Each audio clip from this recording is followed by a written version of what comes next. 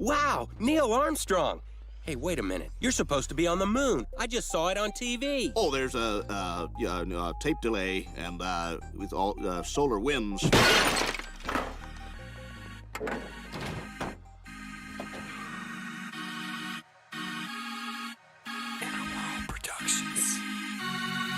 Nobody that I know of in my field uses the so-called scientific method. In our field, it's by the seat of your pants. It's leaps of logic. It's guesswork.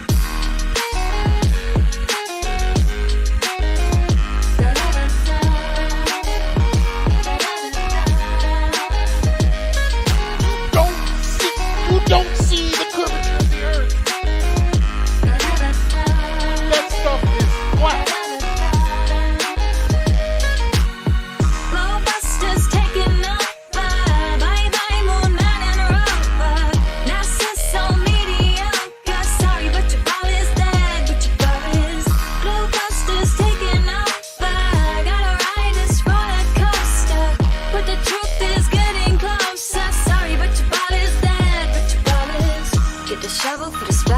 Piecing up the puzzle, need a buster bubble. Evil gonna crumble, yeah? Sit down, be humble. Got the ball, you better fumble. You'll get mad, cause at this fight I'm Bob's your uncle. And then they call me the liar. I mean, it's absolutely unbelievable the pathetic techniques that they have to use to prove their heliocentric model. Bob shut the president, Jeran got the evidence. Arrow slaying Jesuits and Zack shark is evident. That the earth electric and its residential residence is heaven sent. I hope to settle in like some sediment. If we so wrong, why they lying to discredit it? That's not too intelligent. That's a guy, not an in court, but we ain't really in the settlement. It's time to awaken from the pseudoscience sedatives. Blowbusters taking over. Bye-bye, moon man and rover. NASA so mediocre. Sorry, but your ball is dead. But your ball is. Blowbusters taking over. Gotta ride this roller coaster. But the truth is getting closer. Sorry, but your ball is dead. But your ball is. Inner World Productions.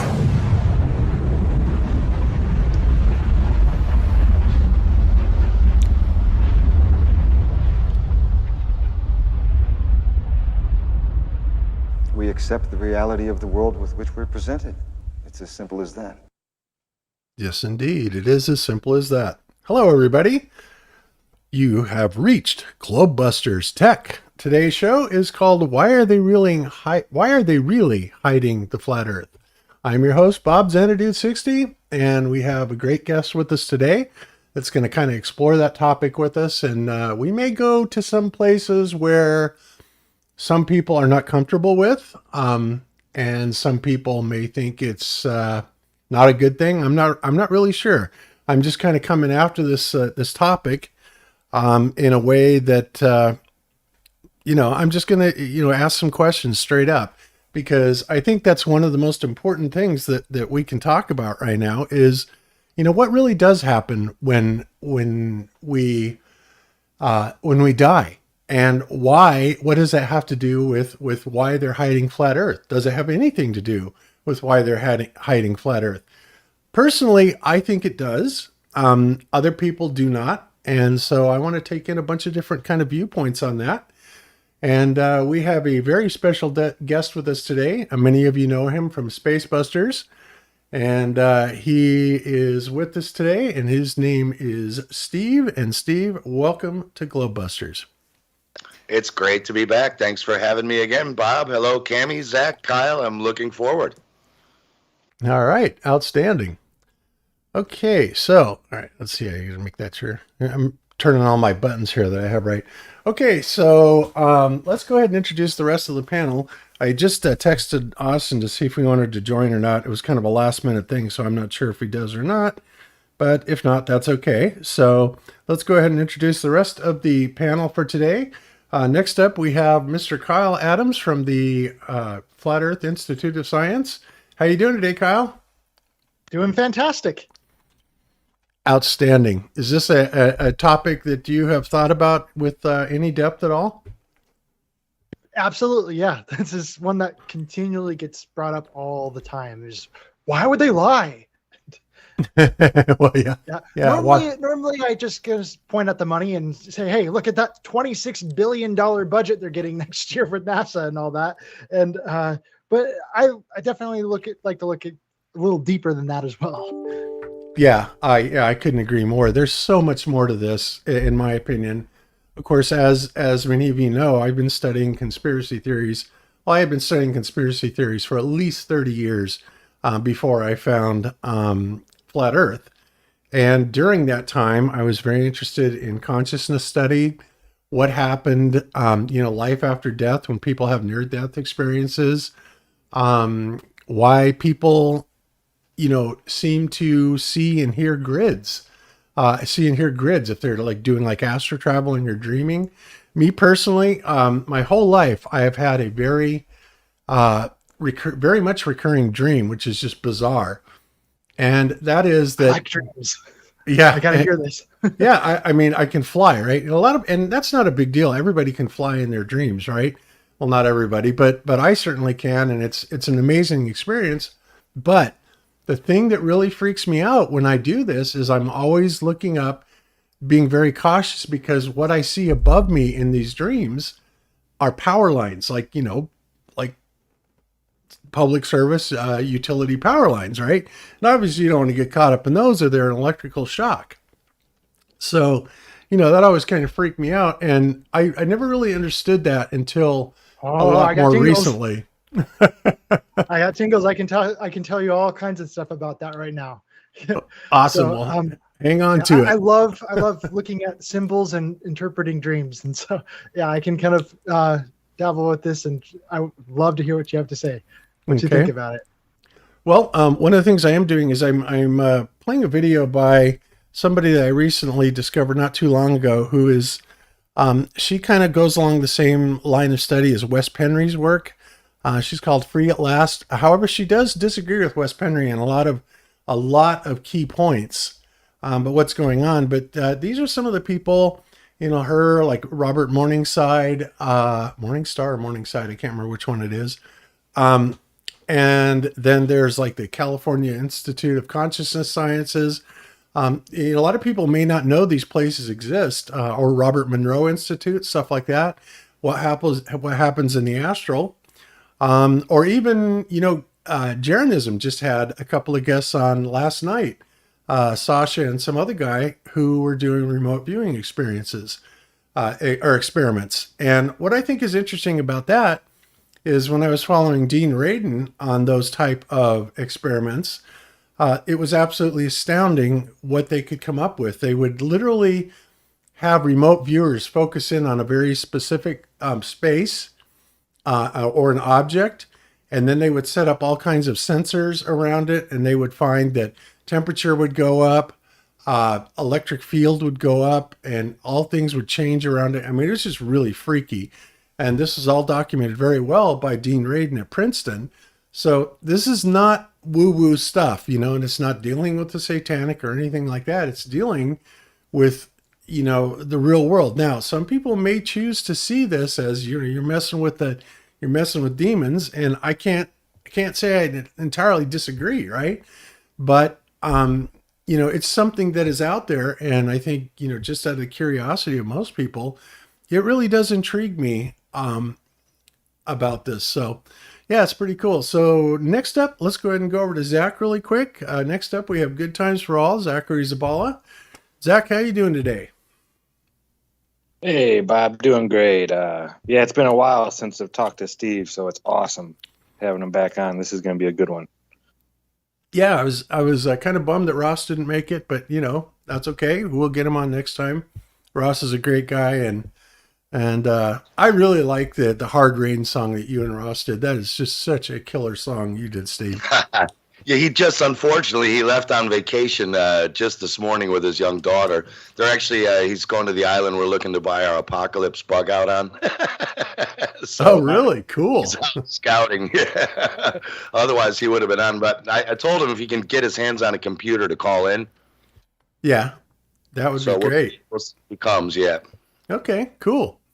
All right, so let's go to last but certainly not least, and it should have been ladies first, but you know me, I'm bad manners, I'm bad about this.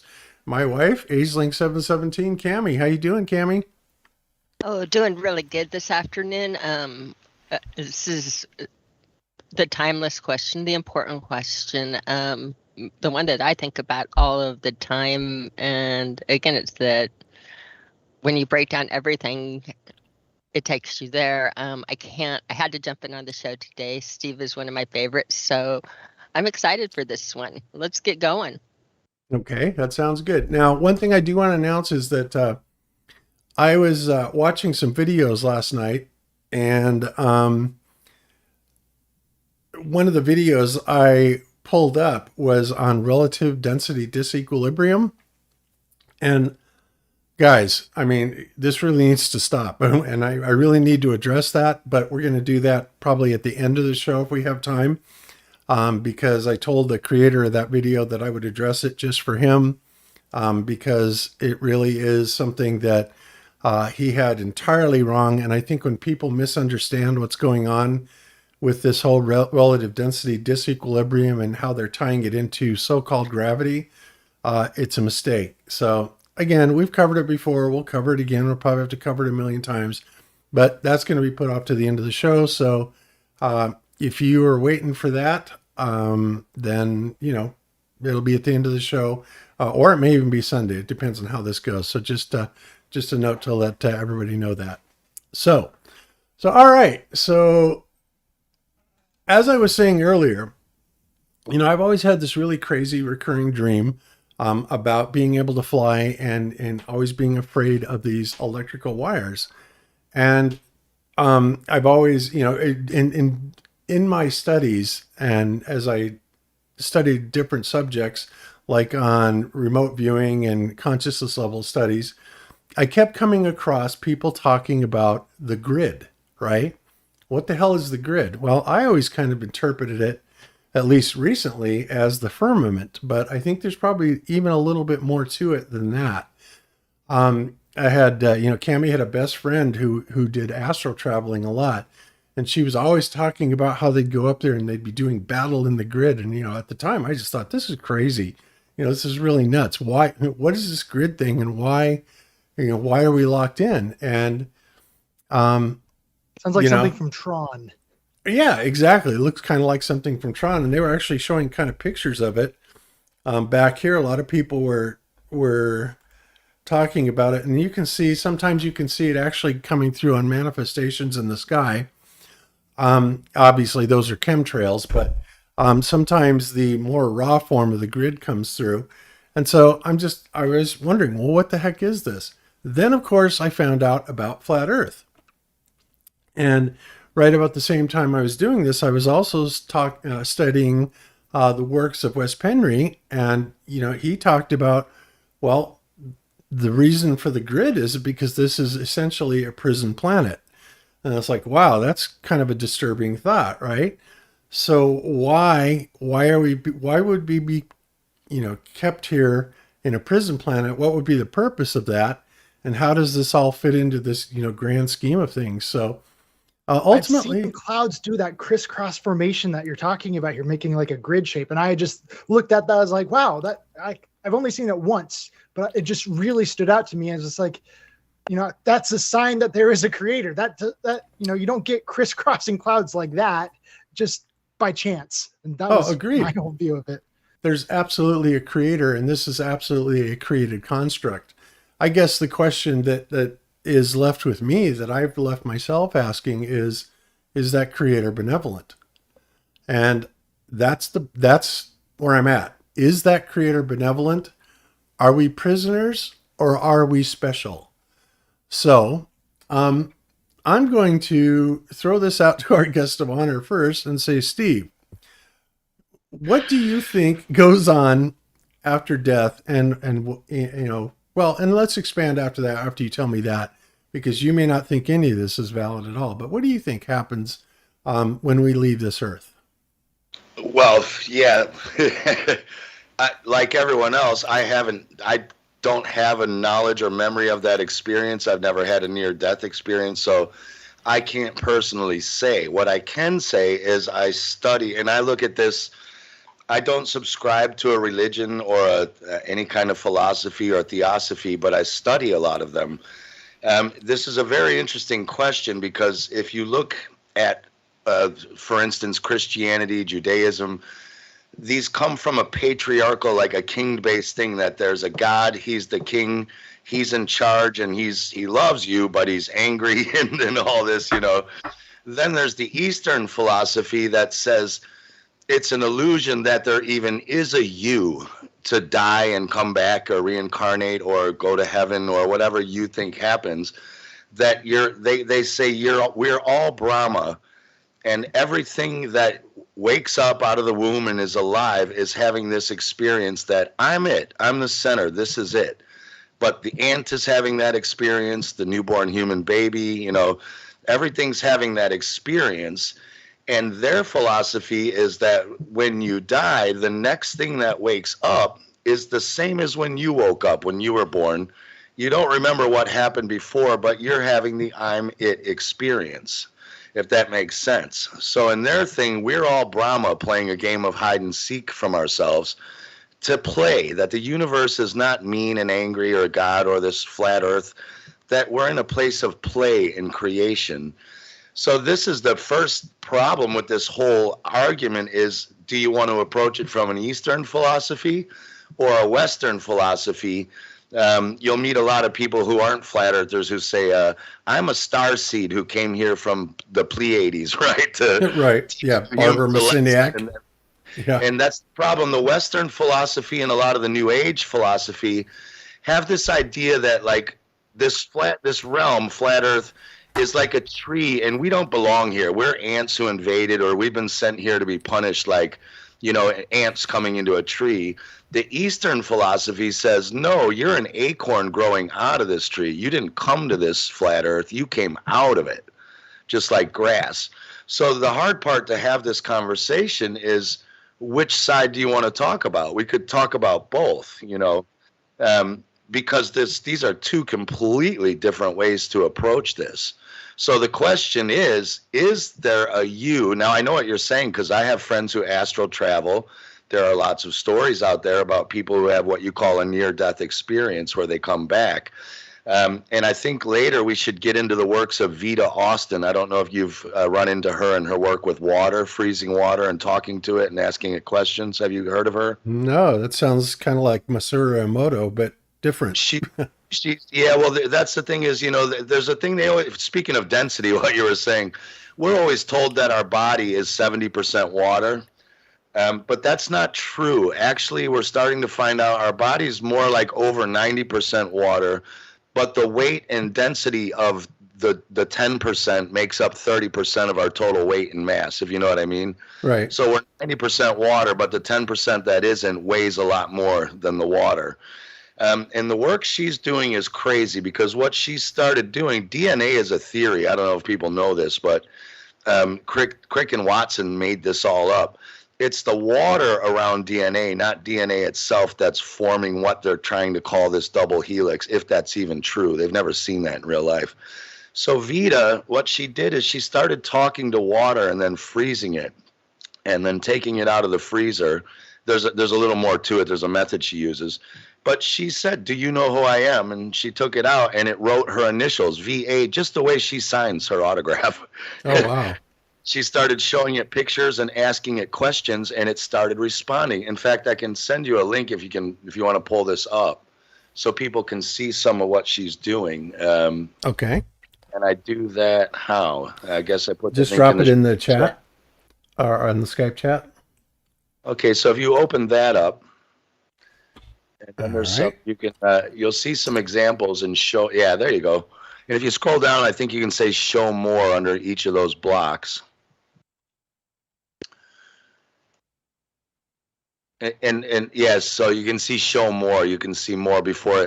Oh yeah, all of and the other one too. Yeah, so what she's doing, sometimes she lays a picture over the water or puts a water petri dish over a picture and freezes it, and then a picture comes. Sometimes it draws the same thing, but a totally different picture. She asks it questions, she talks to it, and it responds to her in its own kind of way. Wow. Now, this gets into what Emoto was talking about, when he was saying mean things to water, or put labels on plants with water saying, I love you, I hate you, and the plants would die or the rice would go bad. Mm-hmm. Now you got to start thinking we're 90% water. Now, when all these people are saying, there's a lot of books that have like 20 proofs for reincarnation. This girl was born and she drove by her house and remembered that she grew up there, or one kid identified his murderer in a past life, right? We've all heard a lot of these stories. The question is that me, or is it the water inside me that holds that memory, and the person occupying that body has tapped into their water, their infinite etheric water consciousness? This starts getting into the ether, like you were saying, when Rupert Sheldrake did those experiments with your dogs where they had these atomic clocks set to each other, and then you'd go to work 50 miles away, and then you didn't know when you were going to get a call, but as soon as it was time to come home, the experimenters would call you, and immediately their dogs would jump up from a nap and run to the window when they got the phone call immediately. Yes. No way. So we're talking about the ether with that, but the question is it the water, not the ether, or both? Or is ether and water two different forms of the same thing? Now this starts getting interesting. Are people having a past life recall, memory experience, or are they tapping into the water or the ether, or both? And this is what's giving them the memory they desire, because they are consciously asking questions to the water. Mm-hmm. And acting as a co-creator. And by the way, Steve, this is extraordinary. So she asks the water a question, or shows them a picture, right? Like what we're seeing, and the water is actually responding with these. Yes, it talks to her. Unbelievable. She'll think about someone getting married or a friend or whatever, and then it'll draw her a wedding ring. And it does it in its own kind of creative way every time. Yeah, you can see it. And on that website, when you go to videos, she has a film which is incredible. Everyone should watch this, called The Secret Intelligence of Water. And it's just mind-blowing. So this is a brand new cutting-edge science that is going to change our understanding of everything. So right now we're sort of having caveman conversations, because there are new sciences coming out that might obsolete everything we even say tonight. Boy, I guess this is absolutely astounding. I've never seen anything like this. And of course, I have heard the theory advanced that ether and water are one and the same thing. And I can't dismiss that, that's entirely possible. But it just seems like this medium is this multi-textured material that is able to change or manifest. I think that it has to do with cymatic energies going into it. But, that's because that's how I think creation is made anyway. But I just don't know what to think about this. This is incredible. Look at that 4. That's unbelievable. Yeah, this is happening when she is freezing it, right? It's an ice response. Is that correct? These are all frozen. Now, I want everybody to remember that when things shift over, again, when water shifts to ice, it's, again, a snowflake in that. Anytime you go into a solid, that's what defines a solid.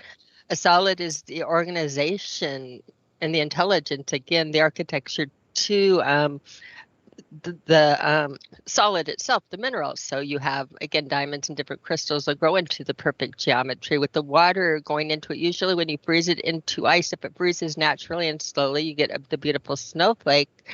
You freeze it in your freezer just as ice with no care to it. It stays. It's frozen out of sequence. It's called amorphous, actually. It's frozen where it has no organization. But this is doing a slow freezing and letting it intellectually organize. Yeah, and what's incredible is what Bob was saying with the grid. If you look at the picture under the 4, and then there's the black woman underneath and then next to her. So what she does there is she'll take that picture of that woman and she'll put a petri dish with the water on top of that. Then she'll freeze it. But the funny thing is the water draws that woman, but it draws it its own special way. You notice it's not a carbon copy. it's doing art. Now you got to start thinking where artists are getting their inspiration. And like you're saying, Cami, when a snowflake freezes, it's always in these perfect geometry grids. Well, that has no conscious intention of ours in it. That just has what the universe, the Earth. Right. So that might be that the grid is what's programming the crystalline structure of water and crystals and snow. But as soon as you put some intention into it, you start getting what she's getting. You can see it drew its own 4. That doesn't look like her 4. See how her 4 overhangs, like her 4 sticks out on the right side, but that 4 doesn't. It stops at the stem. See that? No, it stylizes and takes on its own artistic rendering on everything, especially the face. The face is fabulous. You go into the next one and it turns it into royalty. Look at this. Look at the headdress. Look at the headdress and the eaves coming down on this. This is history. This is a memory. It's a response. It's like giving a different showing in a different era or a different time. Just fabulous. I know Zack in the show chat too on our show did the rice experiment. The Too Nice for Rice is his nickname because Zack could not make himself yell at the rice to turn it brown when the rice experiment, don't you, Steve? I did them on flowers actually once because my ex-wife didn't believe that stuff. She said it was voodoo. So I went to the kiosk, the mall, and they had these. You could get these little. I can't remember. They were lilies or something. They were on sale because they were almost on the way out. So I bought one batch that came together. I put one in one vase, one in the other. Same water from the sink, and I just wrote the word love with a marker on a sticker on one and hate on the other. I didn't even say I love you, just love hate. And the one that had the love stayed, it bloomed, they opened, and they stayed for 3 weeks. And the other one was dead within 4 days. So it is true. Now, I don't know if that's you. Every time you look at that label and read it, you start, like you're saying, Bob, maybe you're sending intention by thought, by seeing that. I didn't do an experiment where you put them in a room and don't look at them for 3 weeks and see if it still happens. I don't know if it's even the intention you had when you wrote the word with the marker on the sticker. You know what I mean? I don't know what's making that happen. I can just tell you that just like the Zack's rice experiment, mine had the same results. The rice is still white. His rice is still white, There's no mold on my rice. I still have it. All 3 of them. It's just too nice. That's all. They did it orally where they were talking to the rice instead of writing things down. They were giving it oral messages, and everybody else was managed to turn their rice brown and dirty. But Zack was like, the rice never did anything to me. How can I yell at it? And appreciate, obviously the rice appreciated that attitude because it's still pristine after all of these years. These pictures are breathtaking. The hands right there that I'm looking at. Oops, I'm on different screens. You had it up before. The sun's hands, where it does the multiples. I thought you'd love this, Cami, as a crystal person. You're right. As a crystal person, I'm seeing creation, and you're right. I couldn't love anything more. I'm going to be quiet and keep on listening to you, Steve. This is amazing. Well, I'd like to hear. I would hearing what the panel thinks about this. I'd like to hear what everyone's thoughts are, if they have any other thoughts on what's going on here. Well, yeah. Go for it. I've got to say that I know whenever I'm trying to figure something out, how to test something or how to set up a test, it's weird. I'll go into the shower and I will come out with the answer. Every time I have water pouring over my body like that. Same thing with me, Zach. Exactly the same thing with me. Take a shower, it just comes to you. It's weird. It's weird. And I walk to the river. I walk to the river to get the thoughts and touch the water. You do. And dreams, and through dreams. It's amazing. I guess you never really think about, the water and the influence that it has, but when you're around it, for whatever reason, water seems to bring that state of mind that is either comforting or relaxing or something, but it allows you to communicate not only with the outside world or the ether, but with yourself as well. And I find that really interesting because I never, like I said, other than Dr. Emoto's experiments, I never really thought about it, and I still find his experiments amazing, the way that the ice crystals respond to his messages. that, you know, that tells me that there's an intelligence there that is absolutely aware of what's going on. Yeah, and then when you think we're 90% water, you got to start asking where our intelligence comes from, our artistic ability, creativity, you know, artists and writing and creativity, you know, our right brain. What Our is dreams. this? Yeah, but where are these dreams coming from? Are they the water? You know what I mean? I've got all kinds of things going through my mind right now. I'm just like thinking about like maybe there's a deeper reason as to just why we pee. Okay, now I want to suddenly start freezing my pee and see what happens. And at the same time, I'm also thinking about Sheol. It's this chasm underground, right? And that's kind of ends up. I'm kind of thinking of a Sheol aquifer connection or something like that. I don't know. It's kind of just one of the things that are going through my mind right now. Well, yeah, now you're getting into like the Tartarian people who are researching, you know, were those star forts there to structurize water into living water to, you know, for longevity, for eternal life, basically fountain of youth type of stuff, which is also your urine. If you know, they used to drink their urine because it's total plasma and has the antidote for every kind of poison. And so, yeah, there's a lot more to this. In fact, Dr. Kaufman, Andy had just, I don't know where, I can't remember the guy's name. He sent me this guy who was talking about coherent water and incoherent water. And he was showing how there's one day a year where, like, in a certain location on the realm,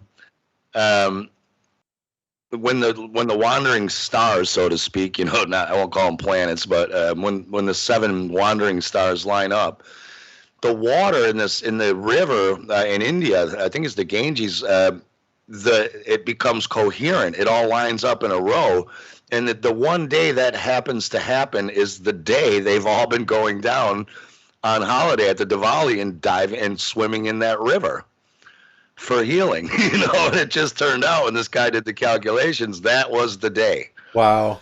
And it's just crazy. I'll see if I can find it. I can't remember this guy's name, but it's just like, what? So, you know, there's a lot of people saying that was kind of the point of all these Tartarian cathedrals and star forts, was that they were actually structuring water, and then they built all those canals to send them out. So that technology was not so much about electricity as it was restructuring water. Yeah. Yeah. In fact, you know, and that's one of the things that, you know, my John Ellis water machine does, that it claims, you know, it's like they're terribly expensive. It's like a $3,000 water distiller, or $2,000 or $3,000. But its claim to fame is that when it is ionizing the water or boiling it, it subjects it to a full intensity, you know, full spectrum light that, you know, basically energizes it and supposedly changes the bond angles of the water itself. At least that's what John Ellis claims. And of course, it's amazing, you know, the difference that a good glass of water can make. But I'm sure a lot of you know that. But when you start energizing things like water and really working with it, I think that it can be much more powerful than anybody had any idea. That's for sure. Yeah, absolutely. So that guy I was talking about, if people want to find him, his name is Dolph, what is it? Dolph, D-O-L-F, Zantingi, or Zantingi, Z-A-N-T-I-N-G-E. And he's got a presentation called Water, Health, and Our Future. So people might want to look that up, where he's talking about all this. Really fascinating. But then, yeah, so this gets us back to, you know, what happens after you die? Is there a you, or is it like the Eastern philosophy, where that's what their version of reincarnation would be, is, you know, you die, and then the next thing that opens its eyes, actually everything that opens its eyes, is having the same experience you are. And this is why they always say, like, you're not you against the outside world. You're like words on paper. You don't exist without each other. You know, without the paper, the words don't exist or mean anything. Or the 3 sides of a coin, you know, the front, back, and the edge. Right. it's a very weird philosophy that we're all fighting this thing as if the world's out to get us. And this is kind of what Western religion is with the patriarchy. It's based on kings. God is out to get you, but he loves you, but he's vengeful, and he's watching you, and just like the king, and you better kneel before him, just like you did before the king, so that you couldn't run up and chop his head off. A lot of the Western religions come out of this patriarchy idealism, I guess you could say. So the real question is there a you as we think in the West, or is that an illusion? And when you die, you reincarnate eternally because everything is having the same I'm it experience. It's really hard to wrap your head around such a concept. Yeah. I like it. I don't subscribe to it or not. It's one of my favorites of the theosophies. Yeah. Well, one of the things that always bothered me about the, like the Christian religions, or really not just Christian religion, but most religions, it seems like the goal is to, if you're a good boy and you do everything right and you repent, etc., then you will be able to come back and live under your God's rule right here on earth eternally, type of stuff. And Christianity isn't the only philosophy that has that. And I always thought, well, certainly there's more to the universe than just this world. Why is it that they want you to keep coming back to this earth? Then you look at other things like Zachariah Sitchin's work with translating some of the Anunnaki texts, right? Where he's saying basically, well, humans were created to be slaves, basically to mine gold, right? For these kind of like reptilian overlords. And oh my God, is there a lot of information on reptilian overlords? And some of it is really quite compelling, I have to say. Some of it, some of it you can see these entities physically changing. Like they've shot video of them, and you can see them changing into these like reptilian type of entities. So it just seems like we have so many different possibilities.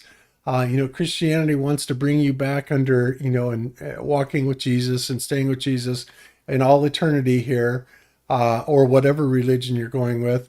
If you're New Age, it's the idea is well, you've made a commitment to be here to help bring all the others out of this slumber, right? And to wake up the rest of humanity. But it's always, always, always, always seems to be pointing back to getting you to come back here. Now, one of the people, like this woman right here that's on the screen, and several others, they talk about what happens, in some of these institutions that are studying this, like West Penry or the California Institute. I can't remember the name of the California scientific lab that does this. But they say that when you die, you go into what's called a BLA, or a between lives area. And at that point, that's where you're met with a familiar family, and they always try to get you to come into the light with them. And of course, this is where the whole idea of don't go into the light because that leads you into a trap coming back here, yada yada yada, right? But again, why is that such a prevalent thing? If religion is truly the way to freedom, then why does it sound so much like every other thing, every other offer out there? You know what I mean? Yeah, and if like some of the things you got to ask just rationally is, if a baby died at birth, well, what happens to that? It can't even think or understand the concept you just said. It wouldn't know any family from before that's coming back to get it. It doesn't even think yet. You know what I mean? So you have to sometimes take some of this stuff with a grain of salt. I know that story is repeated over and over again, but again, where does that story come from? How much of it is cultural repetition? Where have you heard that before? I always take a lot of these people with a grain of salt, especially if they have an affiliation. No offense to any Christians out there, but if they have an affiliation with the church, they have a little bit of motivation to say, I died and went to hell and came back, and I'm here to tell you about it. I'm not saying they did or didn't. I'm just saying I'm always very cautious if there could be an ulterior motive, like that helps their religious affiliation or whatever, you know. I'm not saying it does or doesn't happen because I've never had that experience, so I don't know. So that's where I'm coming from, you know. To me, there's something to this reptilian thing as well. And to me, I think if the grays are real, and there's a lot of evidence to suggest, I think they live under us. I don't think they're extraterrestrial. I think they're terrestrial. I agree. Yeah. They seem to be the only other creature besides us that can seem to have the kind of thoughts we're having right now. Like a dog doesn't even think or talk about this stuff we're talking about right now. They're just a dog. And they don't give a crap what happens when they die. They don't even, you know what I mean? I know they're aware of death because we know cows start crying in the slaughterhouse when they figure out what just happened to the cows in front of them. They totally get what's about to happen to them. Mm-hmm. But they're not sitting there going, I wonder what happens next. Do I go up into cow heaven with cow Jesus? And, you know, my problem with heaven is, that's pretty boring. Like one of the things I like about the Eastern philosophy is the whole reason you would die and just everything keeps incarnating as a new kind of formation and experience is because the philosopher Alan Watts used to say this. He said, if you could go to sleep and dream anything you wanted every night, anything you wanted to happen to you, you could just have it happen to your will, you know. You can go on adventures and have orgies and be the king of this and nights and whatever. He said, how long would it be until you were completely bored, you know, after 3 years of getting everything you want always? At some point, the one thing you would want is to not know what was going to happen next. You'd get bored. Mm-hmm. And what would happen is where we are right now. You would wake up exactly like this, going, what the hell is going on? And what's going to happen next? Where am I? You know, right. And the Easterners call this that. They say Brahma is playing a game where he's forgotten who he is, and we're all Brahma, you, me, the dog, the ants. And he's playing this game because it's more fun than if you're the creator. And he's not the creator, by the way. He's the second. He's like runs the show. If the creator is unity, you know, if all is a one singularity, the one thing you don't have in the singularity is duality or a trilogy. And you can't have experience because you know everything all the time. So the only thing that would get you off is amnesia, you know, and then that's where we get this idea of trying to get out of the karmic loop and find our way back to the singularity as if we're lost here, kind of, you know.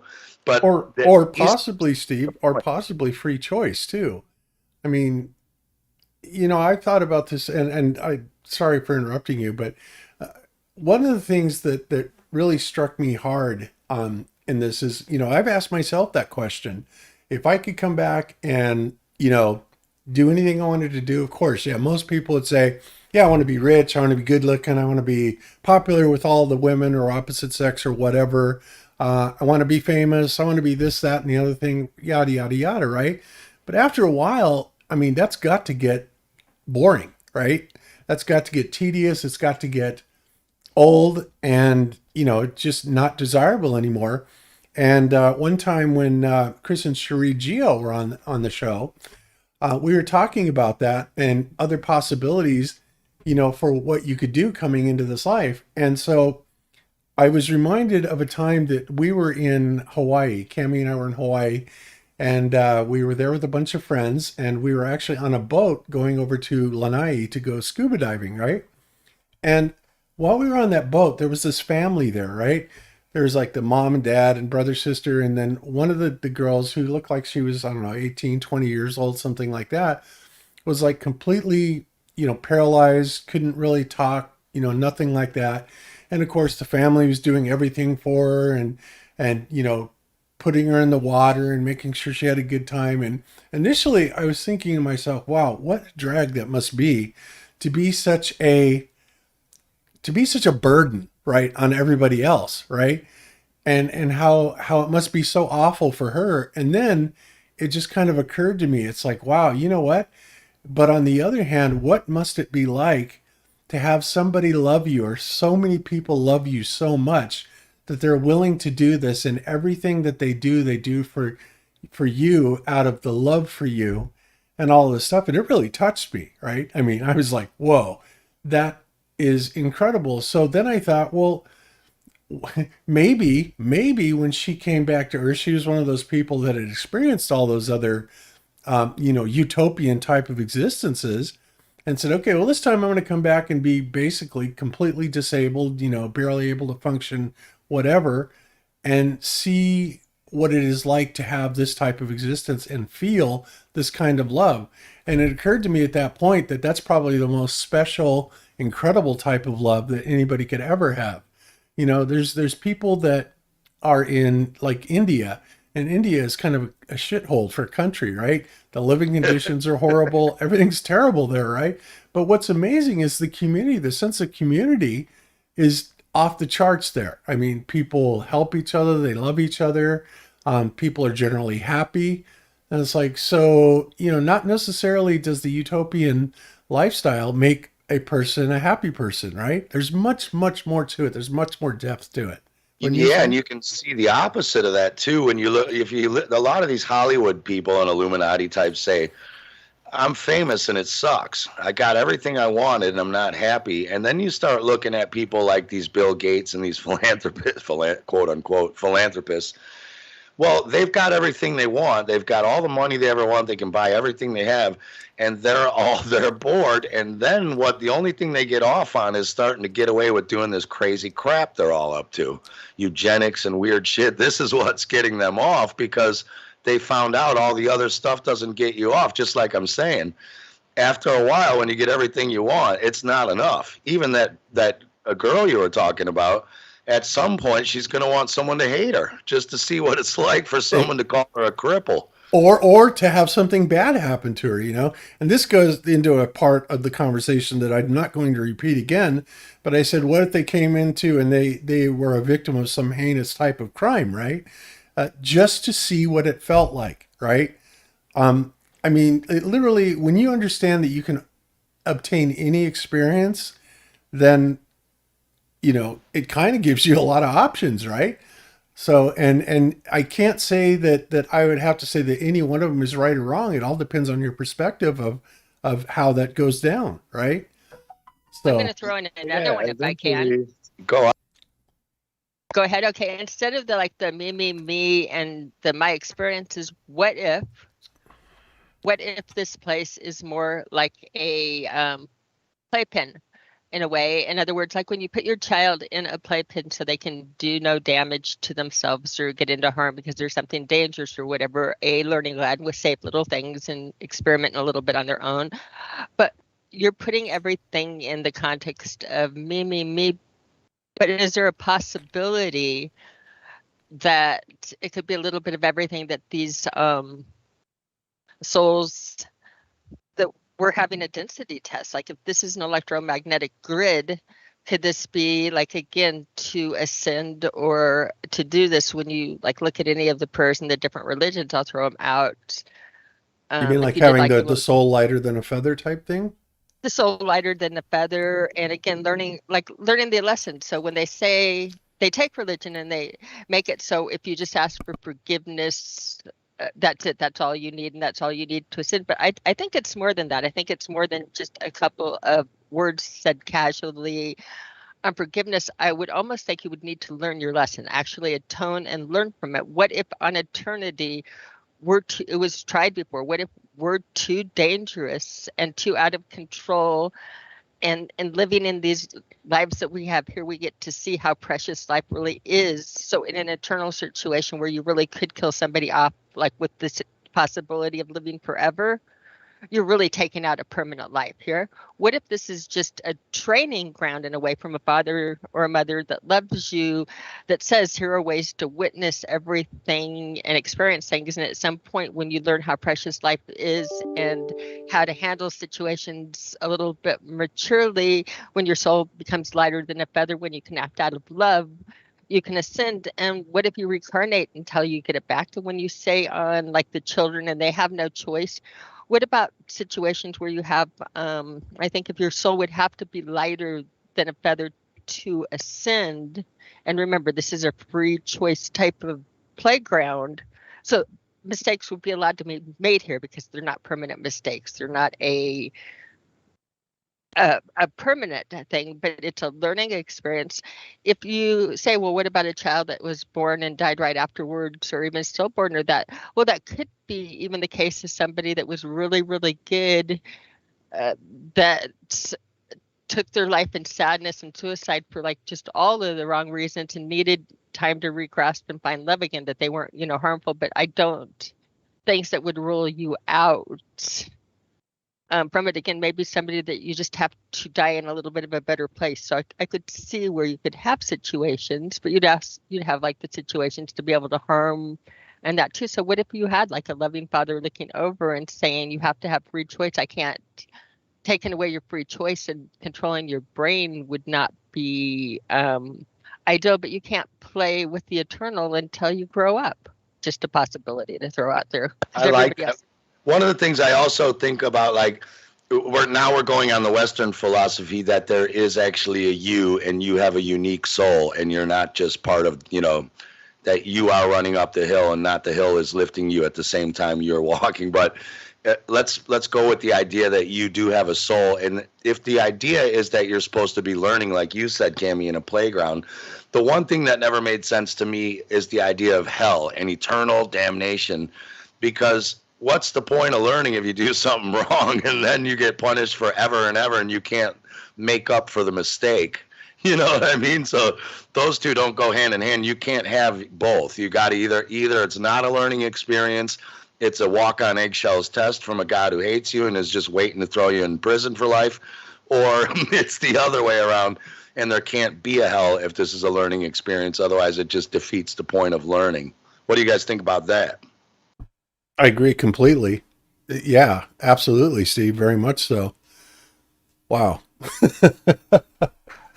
I just don't like the idea of the big reset button. Okay, my life's over with. Time to push the reset button and start all over again. They're just kind of doing that over and over and over again. And yeah, I kind of becomes. Well, what do you mean exactly? So, Steve? Okay, Yep. Can I answer on the Steve one? I'm sorry, I was unmuted on that one, but I wanted to answer that one too, and he knows I did. Well, okay, on those situations, as a father, a lot of the times there are, or as a parent, there are gray areas. There are different things. As a parent, you see, so you have these souls here, and they say, like in Western philosophy, a certain people, when it's all over, will ascend. A certain people will fall asleep and have no memories, and a certain people will burn and die in hell type of thing and burn forever in hell. I don't believe the burn in hell, when you look into the texts and everything that I've read, it's never been a majority or a simple thing to burn in hell. In other words, it's usually you just like in most of the Western religions, there's going to be almost a land where you fall asleep and that's it. You fall asleep and that's sin. When I've looked at the actual verbiage on it, not the way that it's stated in religion. But if you were a father, what if you're just saying, as far as eternity, you would think you would want these people to fall asleep. What if they get a soul so strong that it's like either release them or punish them? I don't know if maybe the punishment is having to stay here in the grid. Maybe again, well, there's that idea that a lot of people think we're in like hell or purgatory. There's a lot of people who think this place is like purgatory where we're at now. It isn't. I've heard that, of course. You've read it. So there are a lot of different ways of looking at it. But I don't think, again, when we do the black and white answers, I don't think life usually works that clean cut when you look at your children. And it's like, it's not only did they commit the sin, but it's like, what was their intention between committing the sin? You know what I mean? There's that intention again behind it. So I think your punishment might be reserved for intentions, whereas like our learning playground is a lot of learning about the unintended consequences our actions may have. So as I see it, there's a lot more choices involved. It's not just there's a lot more choices involved. Here are this is my house. These are my standards. If you want to live by my standards, you guys can make some choices. But if you don't want to live with me, that's totally fine. There's the door. You don't have to live with me if you want. And so the utter rejection of everything of God himself and, everything that he represents. I want nothing to do with you.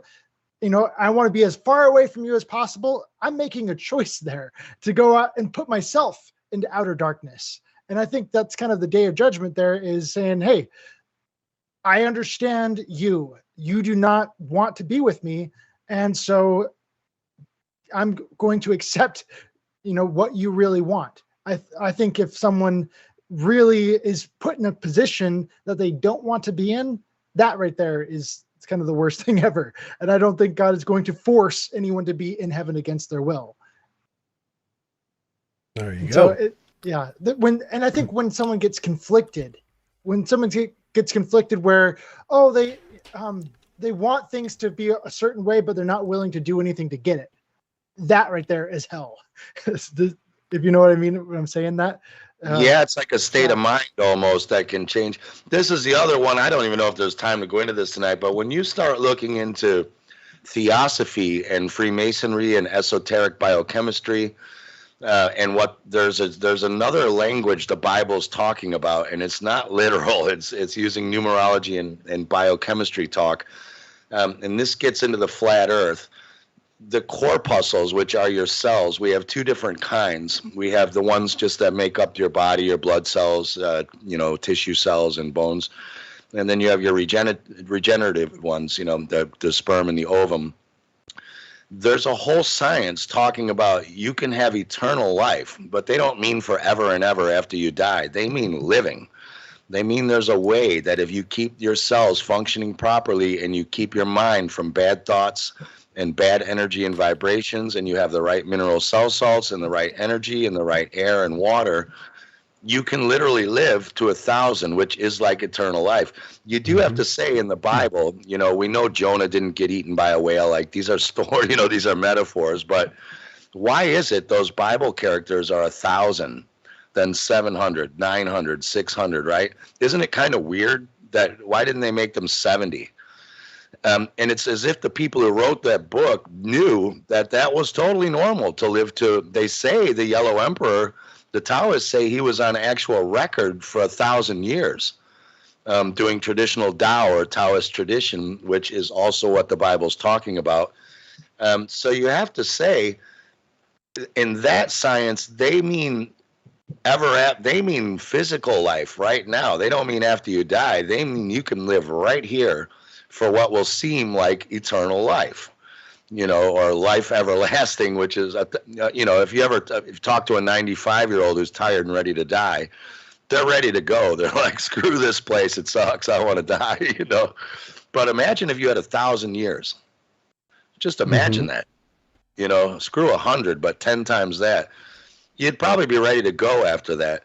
And that's what their science is about. Now, that science, without getting into it, has to do with it's not that the constellations above affect your body, the salts and chemicals. You have your 12 organs and your 12 nerve centers.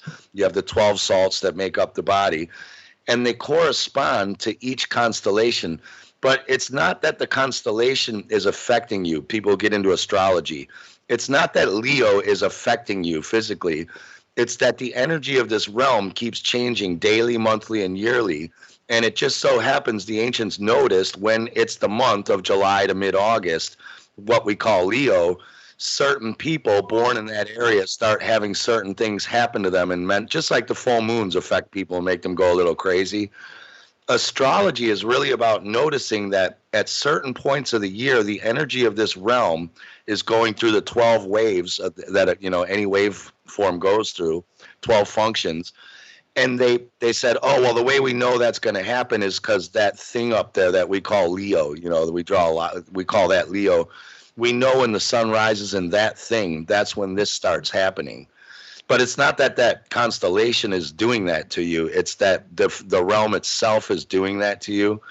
And so one of the reasons they could be hiding this is because, when you're on the flat Earth, especially, if you know this science, and this is the reason only they study it, only the Masons and the Theosophists know and study the science.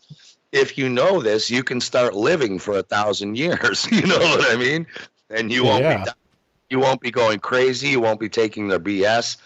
So I think it's very possible that it's part of also the depopulation. They don't want people living to 200 or 600 or 700. So part of the reason they hide that is that if you're on a spinning ball of dust from a big bang and came from a monkey, you're not going to look into the science that they know, one of their secret sciences. And I think that could be what a lot of this is about.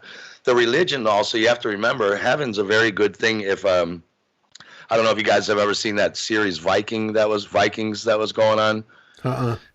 But like, they all go into battle because they were told if they die in battle, then they get to go sit forever in Odin's hall, you know, with Thor and Odin, and drink mead every night with, you know, with the gods. So if you've got someone believing they're going to die and go sit with the gods, it's very easy to get them to go off to war for you. If people think, well, if I die and that's the end of that, then they're not so likely to go lose if they're having a good life. You know, they're not in a hurry to go out and lose it. Right. So there's that control part of some of the religions as well, even the Eastern religions too. Yeah. Interesting. Somebody says, I want to know why there are 4 blood types. I don't know. That's just another really weird question, you know, especially with the RH types. That's something that's really kind of bizarre to me. So I don't know. Maybe somebody knows the answer, but it's not me.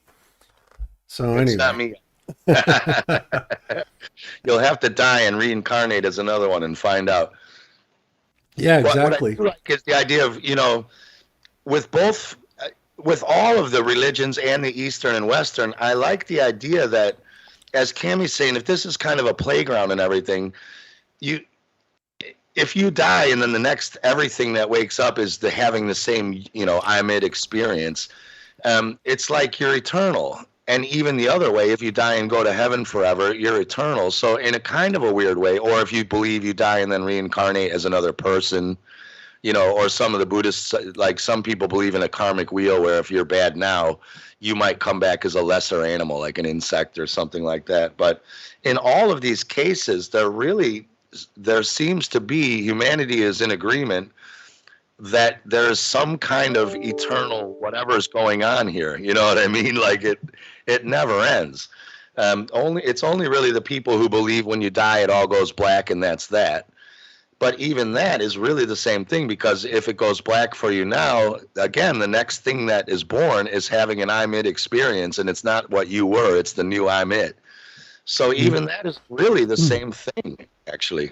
Yeah. You know what's weird, Steve, is it's like, of all the inhabitants that appear to be here, it seems like nobody is comfortable, right? So you get Hillary Clinton on you know, TV making her speeches, and she's, you know, obviously a grand dame, part of the Illuminati, et cetera, and she's always talking about, well, we haven't broken that hardest, you know, barrier.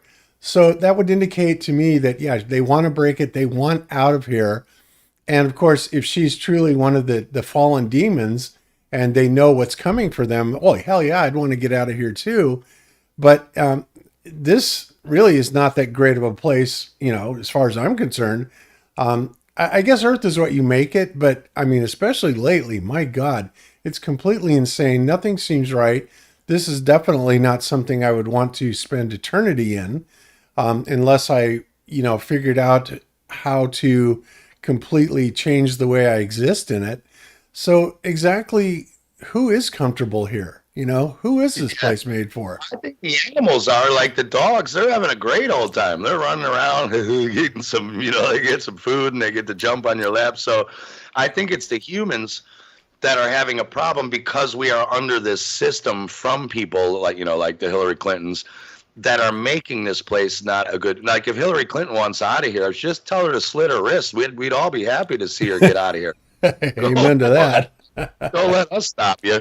But, you know, I think it's because we're under this damn system that they've built around us. It's the humans that are in a state of shortage and not a lack of abundance. So for some of us, a lot of us are having a bad time. You know, I can't remember if it was Zack or Kyle, whichever said, you know, it can be a state of mind. You know, heaven or hell is a state of mind. So if you can get into that, you can be in heaven 1 minute and in hell the next minute when the phone rings with bad news. So you have that. But I agree with you. It seems like this system's so bad, we all want out. We also have to remember, when you look at like the Vedic systems, we're coming out of a very bad yuga, and also, you know, in the ages of the astrological ages, we're coming out of the age of Pisces, which was ruled by the negative aspect of Saturn, rule, law, you know, strictness. So it's been a really crappy time for about 2,200 years, you know, at least, according to their system. And then what happens in that system is these new ages come in, like Aquarius, and it's like a wave crashing on a beach. You know how the wave's building up, and then bam, it smashes on the beach and all hell breaks loose. And then there's some foam and it resides, and then it's peaceful till the next wave. Well, we're right there in two different systems, you know, in the yugas and the astrological systems. We're right where that wave's about to crash, you know, between Pisces and Aquarius.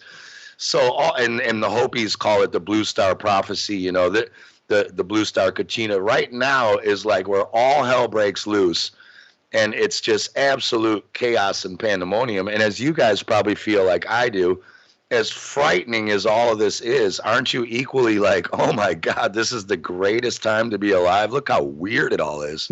What do you guys feel about? Yeah, I mean, it's amazing, especially if you're aware of it. But then that's a double-edged sword too, because if you're aware of it, you also see how effed up everything is, right? But, you know, we're seeing things change dramatically. And if we are truly co-creators of this world, then we should be able to have a very significant influence upon it. And I'm not sure what we're seeing now, you know, with some of the more positive things coming up about, you know, certain lies that have been being told, et cetera, that we can't talk about here. I don't know if that's good news or bad news or what, but it is interesting. I'll put it that way. But I think we have a long way to go to call this place, you know, even remotely utopian. And yet there are some places that, you know, I feel like I could never want to leave. I absolutely love Hawaii. Love going to Maui. Love going to Kauai. I mean, you go to the north side of Kauai, it's almost one of the most beautiful islands. It's one of the most beautiful places on earth. And how can you not help but feel at one with God there, right? I mean, that's how I feel about it. And, you know, so I don't know, but I think it's interesting in that things are really changing. But if what we're finding out about this particular time, apparently things are changing a lot more rapidly than we ever thought that they did. Because, you know, the powers that be would have us believe that, oh, well, you know, change is slow, but every so many thousand years or millennia, you know, an asteroid will come down and destroy everything or whatever. But now we're finding out that it appears like there are these resets that may be taking place as often as every few hundred years. So is it really that special? I don't know. Yeah, that's what people are starting to say, yeah, every 180 or 200 years, some kinds of resets in certain places. And that could very well be. And that makes sense because every fall, they're not dying. The leaves fall off the trees and they go bare and they're retoxing for the winter and then they come back. Everything's a cycle. Summer, winter, day, night, hot, cold. You know, now we're getting into hermetics again, where you can't have, I think, Bob, we've talked about this before. If you live in duality, you can't have Kauai be beautiful if you don't know what ugly is. You need to see Detroit. Indeed. Indeed. You are so right about that. Yes. You know what I mean? And in Detroit, you don't know it's a shithole unless you've been to Kauai and vice versa. So we're always all trying to change the world. We're all a bunch of do-gooders. Like, we think you are changing the world with the show you're doing. You're changing your little pocket of it, and you're changing the people who listen and are involved with you. But you're not changing the world. You are, in a way, if the Easterners are right and we're all the world and we just think we're individual and that's an illusion, then you're actually changing the whole world. But you're never going to beat evil, because if you do, you make good cease to exist. There has to be evil for you to know what good is. Contrast and continuity. Yeah. So we're all us do-gooders are thinking we're going to destroy the evil empire, and it will just come back because it has to for there to be good. Yeah, you're absolutely right about that. I mean, that's the whole thing. People, I've actually had arguments with people where they say that there is an absolute objective good and an absolute objective evil. And as much as I've thought about that, I just can't agree with that. I don't believe it. I mean, to me, good and evil are subjective, entirely subjective. And, I could name a million examples of that right now. And yet I understand why people want to reach and believe in a completely objective good. But, one side requires the other. And it requires an understanding of horror to understand bliss. It requires an understanding of evil to understand good. It requires an understanding of hatred to understand love, right? You don't get the picture by just looking at one side of it, right? Yeah, and we've talked about this before. My favorite example is slugs and lettuce. In nature, lettuce grows in clumps. It doesn't grow in rows. They grow in clumps, and they starve each other of the minerals and water resources in the ground. So a lot of them die because they're fighting over the same minerals and water. Now the slugs come along and they eat a bunch of the outer lettuce, which makes more water and soil. So the inner lettuce are much healthier and thrive, whereas they would have killed each other all out if the slugs didn't eat some of the lettuce. So you could say in that way, oh, well, the slugs are good because they're helping the lettuce do their cycle. But if you're a lettuce farmer, you plant your lettuce in rows because you know that, so you just plant them in longer rows so they're not starving each other out. Now you hate slugs because they're coming along and eating your crops, which is your money. So to the farmers, slugs are evil. But to lettuce in the wild, slugs are good. It depends on how you zoom out and who's looking at it. So you're right. People like Mark Passio will say there is definitely only objective good and bad. And I agree there are certain circumstances where we would all at least agree on that, like murdering someone is bad. Right. Again, like I'm saying, if the Easterners are right, Bill Gates came from the same earth. If we're not ants invading the tree, but we're acorns growing out of earth, Bill Gates grew out of the same damn earth we grew out of. He's as much a Mother Nature as we are. So it might be, if you zoom out, Mother Nature needs to thin the herd sometimes, and she makes psychotic eugenicist billionaire philanthropists. But you know what? It would just really, it wouldn't break my heart if he fell into a trash compactor. You know what I mean? Yeah. But again, screw that guy. God. Once you start looking at the point of this conversation tonight is what happens when you die. Well, if this is a playground, and either, let's say you're a Christian and you go to heaven, or you believe you reincarnate again, or you're an Easterner and you believe the next thing that wakes up doesn't know any different than you do, that it's it right now, whatever. Or if you think it all goes black, it doesn't really matter if he genocides 7, 8, 5 billion people, because they're going to be okay. Gonna, you know what I mean? What if you die? We're all gonna die. There's no one. What's the old saying? Bob Dylan said, "He who's not busy being born is busy dying." Nobody's getting out of this place alive. Not one of us. So whether you go out early or late or whatever, it doesn't really matter actually, because all the philosophies, you're okay in the end. Yep. And by the same token, oh shit, I forgot what I was going to say. We are eternal beings. And that's the flip side of the coin. So, even if we had 1,000 years here and it was pure hell, well, that's kind of a drop in the bucket, overall. That doesn't mean I want to sit here for 1,000 years and endure it. But I guess, again, this is where it comes back to your perception of your environment, right? If the way you look at, if when you change the way you look at things, the things you look at change. If that saying is true, and you are able to look at things in a positive way and turn them into something positive, then suddenly it's not so bad. But if you are hell bent on them being so evil and horrible and awful, well, then you're going to be, caught up in that thought. And the consequences are going to come back at you, just like my friend I told you, Chuck, right? Everywhere he went, people cut him off in his car, right? And that only happened because Chuck was so damn sure that everybody would cut him off in his car, and he hated it. It made him crazy, right? but that he never let it go. And he talked about it and talked about it. And sure enough, everybody cut that guy off in his car. It's absolutely unbelievable. But when I saw that, he's the one that's making it happen, you know?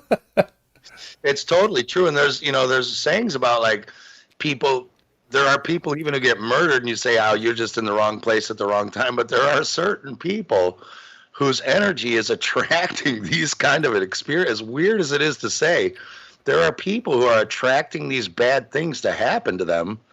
It's almost like they want it, you know what I mean? And this is proven time and time again. This is resonance. This is bioresonance. And this is why all this fear-based mind control is happening. One of the reasons is when you're in fear, you become very sick and acidic. You know, I was talking about this with Patrick Henningsen the other day on 21st Century Wire. Your cells, Bruce Lipton talks about this, they don't know there's a threat. So if the lion's chasing you, your five senses tell your brain and your mind that there's a lion chasing you, and then your brain tells your cells to make the biochemical change to build up the changes you need to run. Right? And then when it's done, you stop. Just like when you go jogging, you have to walk or stretch because you have lactic acid buildup because you've been running. And it's the same. If your cells don't, if there's a fake threat out there like COVID or, you know, any of this stuff they're doing, climate change, war, well, your cells don't know it's fake. They think it's a real threat because you believe them, and you start getting sick. That's one level of it. The other level is the resonance. So now you're vibrating in this low vibration. Just like if you put two guitars in one room and one in the other and they're tuned the same, if you hit the E string on one, even though three doors are shut and there's three walls between them, the E string will start vibrating at the same time on the other guitar, you know, several rooms down, even though there's barricades. Well, it's the same. If you're resonating in a low vibration, the only things that you're going to attract are low vibrational things. That's a great analogy, by the way. I like that. It's absolutely true, too. And that is also true with what they call a Q of an electronic circuit, right? The efficiency of power transfer, that's what resonance is, right? So if you're resonant with something and that's where you're vibrating at, that's what you're going to attract.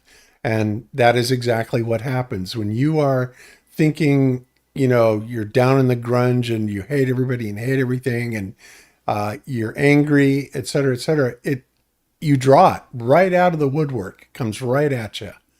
And I think we all know that's true. To get out of it, that's the problem, is you're so busy worrying about that you don't have time to put your mind toward taking action to do something positive. You know, you can't do two things at once, especially if you're a guy. Yeah, no doubt, right? So if you're busy worrying about that crap, then you're not doing or thinking about something positive that's going to dig you out of that crap. You know, that's how the game works. Yep. So I can't help but think of watching like horror movies and how that stuff can literally attract like these dark spirits around you. Yeah. Yeah, and think what it does to your vibration. You're having fun. Well, I've thought about the same. That's Kyle, right? Mm-hmm. Yeah. I've thought about the same. I love horror movies, and my son loves them. We always watch them, and we love the thrill of it. Like, oh my God! But you never stop and think, like, what is this doing to me and my vibration and my water while I'm watching this and all that? It has an effect on you, and I just think about like kind of just being by yourself after watching that, and kind of like you're attracting these dark spirits around you when you watch it, and so you can feel it. There's an actual like feeling presence in the air that like that.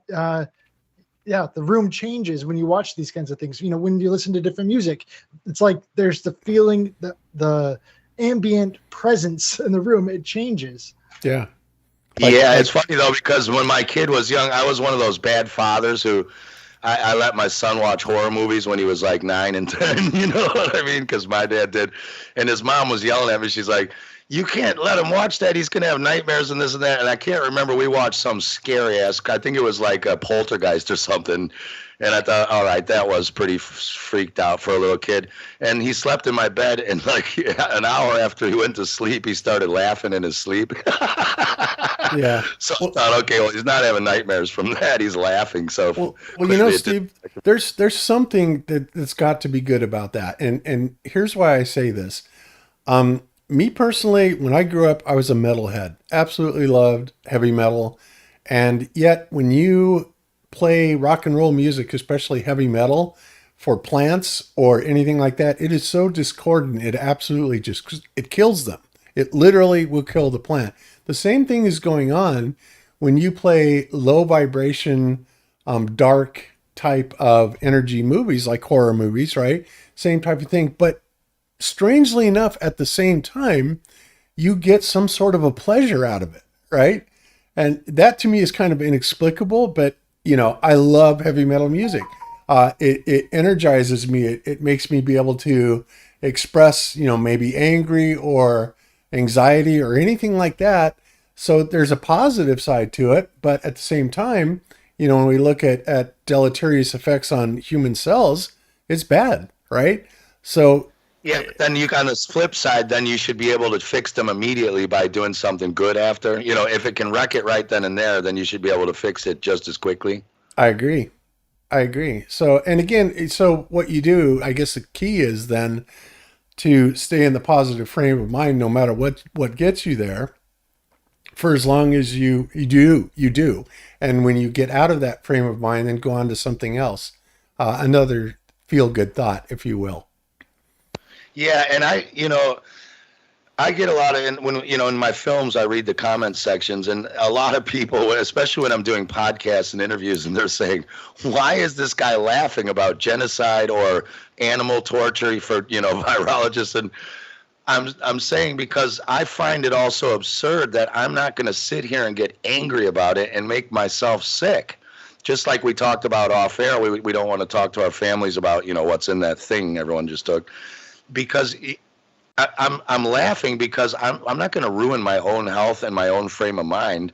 What's happening is happening. It is what it is, whether I like it or not. Right. So why should I bring myself down over it? Yeah, I'm going to laugh at the absurdity of it, even though, yes, it's horrific. I know. I'm not thinking genocide is funny. I'm just thinking it's ludicrous, and it's happening whether I laugh or get pissed off. So why should I get pissed off over it? Exactly. That's Exactly. I guess go with what feels good at the time.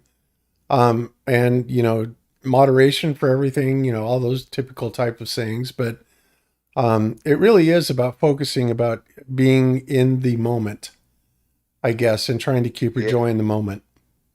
Do you mind if I ask all the panel members, because this is actually one of the reasons I wanted to come on. If everyone doesn't mind, I'd like to hear what you all think or believe, whether you stick by it. What do you think happens when you die? Everybody. I'm going to go last on that. So, Kyle, you want to take that first? Well, I'm a big believer in the spirit realm. I've had, I don't know how many experiences with spirits just around me in the room, and I'm kind of sensitive to that kind of stuff. And so when we die, I don't have much question about what's going to happen to me. I'm going to end up joining the spirits in the spirit realm, which I believe are here on Earth. And so, I've had many dreams where I remember one dream really vividly where someone called me on the phone and was asking for some help with their family history work. They just wanted some help. And so I said, okay. And then all of a sudden we'll set a time for we'll say 2:00. And all of a sudden I looked up at the clock and I watched the hands on the clock move really fast to 2:00. I was like, oh, well, I guess it's time. So I go over to this guy's house and I sit down with him in front of his computer, and the guy has no hands at all. And so I have to sit down and I have to do all of his typing for him. And and I kind of woke up from the dream, and I remember there was a name that really stood out to me. I was like, okay, who is this person's name? John Paul. And I had no idea. I had no connection with that name at all. And then I told my wife about that. And it's like, Kyle, my dad's name is John Paul Gubler. I'm like, what? Because we always just call him Jack. But he's like, yeah, my dad's name is John Paul Gubler. No one calls him by his name, really. It's just always Jack, but that's his name. And the moment that happened, just gave me tingles. I'm like, that is crazy. How would I know that just, without being told that beforehand? And so I immediately, I've got to go over there and I got to talk to him and, learn about his family history. Because I had no idea about that. And so I think it's really important that we document and remember who our ancestors are. I look at our the commandment to honor your father and mother, and how can you do that if you don't know who they are? And so, yeah, there's an important thing about remembering people, remembering our ancestors. You know, it's weird what you just said with the hands. I read a book about how to astral travel. And one of the things is you first have to wake up in your dream and realize that you're dreaming. You know, you have to become conscious you're dreaming. Exactly. They said to look at your hands because in your dreams you don't have hands ever. If you ever notice, you don't have your like arms and hands. You're just looking at everything but not doing anything with your arms. And that's dreams is kind of like spiritually moving around, I guess you could say. And that's kind of why like flight is something much more feasible in your dreams, is because, you know, if it's spirit, you can, you know, move around freely, right?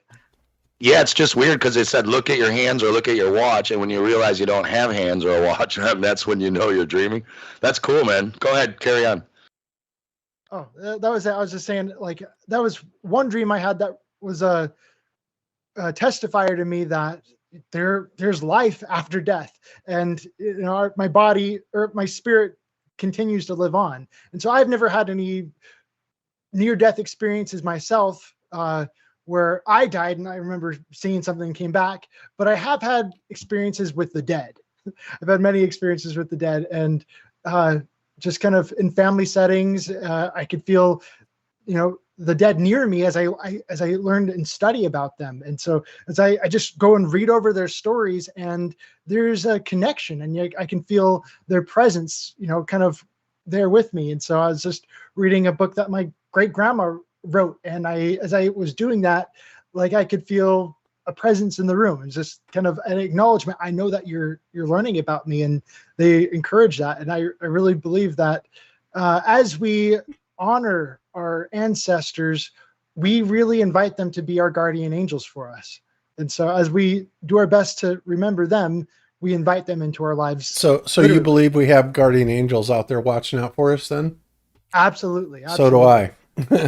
So do I, especially lately. Oh my God. The past 2 years, it has been uncanny. The things that we have just fallen into and that have happened for us with no real logical reason for it to happen other than perfect timing. And it's just because we followed our cues, you know, and I don't even know how to explain that other than, you know, we just had this desire and this feeling and this overwhelming, you know, drive to move out of Colorado. We moved to the East Coast. We didn't know where we were going. We had no idea where we were going to live. We didn't even know what state we were going to live in. Didn't know what we were going to do when we came out here. All this stuff. And yet everything fell right into place all along the line. It's just unbelievable. And so I learned recently with mice. Mice, you can actually pass on they can pass on their memories through their genetics. And so they did a study with mice where they would kind of get mice to be afraid of a certain smell. Okay, when this smell comes into the room, that means they're going to get shocked, or something bad is going to happen, to some kind of punishment. And so they kind of developed this fear of that.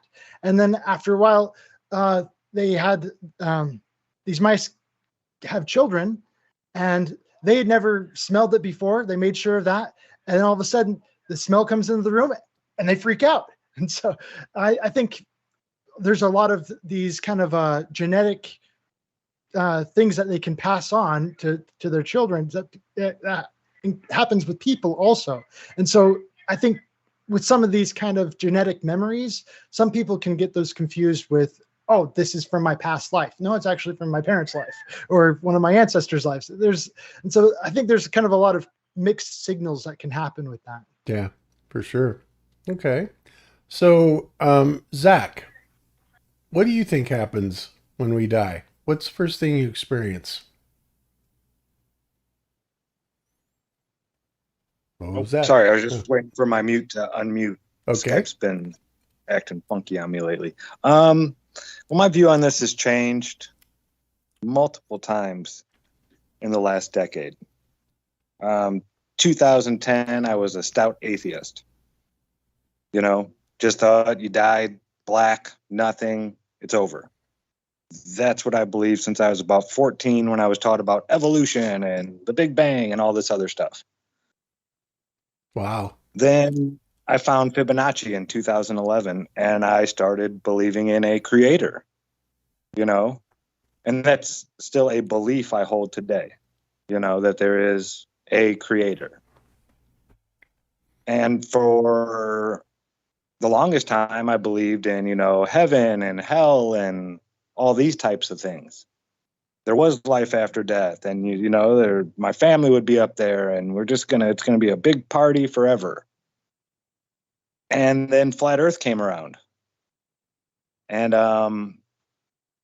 it didn't change my belief in a creator, but it changed the way I thought about what I actually know and what is a belief, and you know, how far am I willing to take certain beliefs and say that's what I truly believe?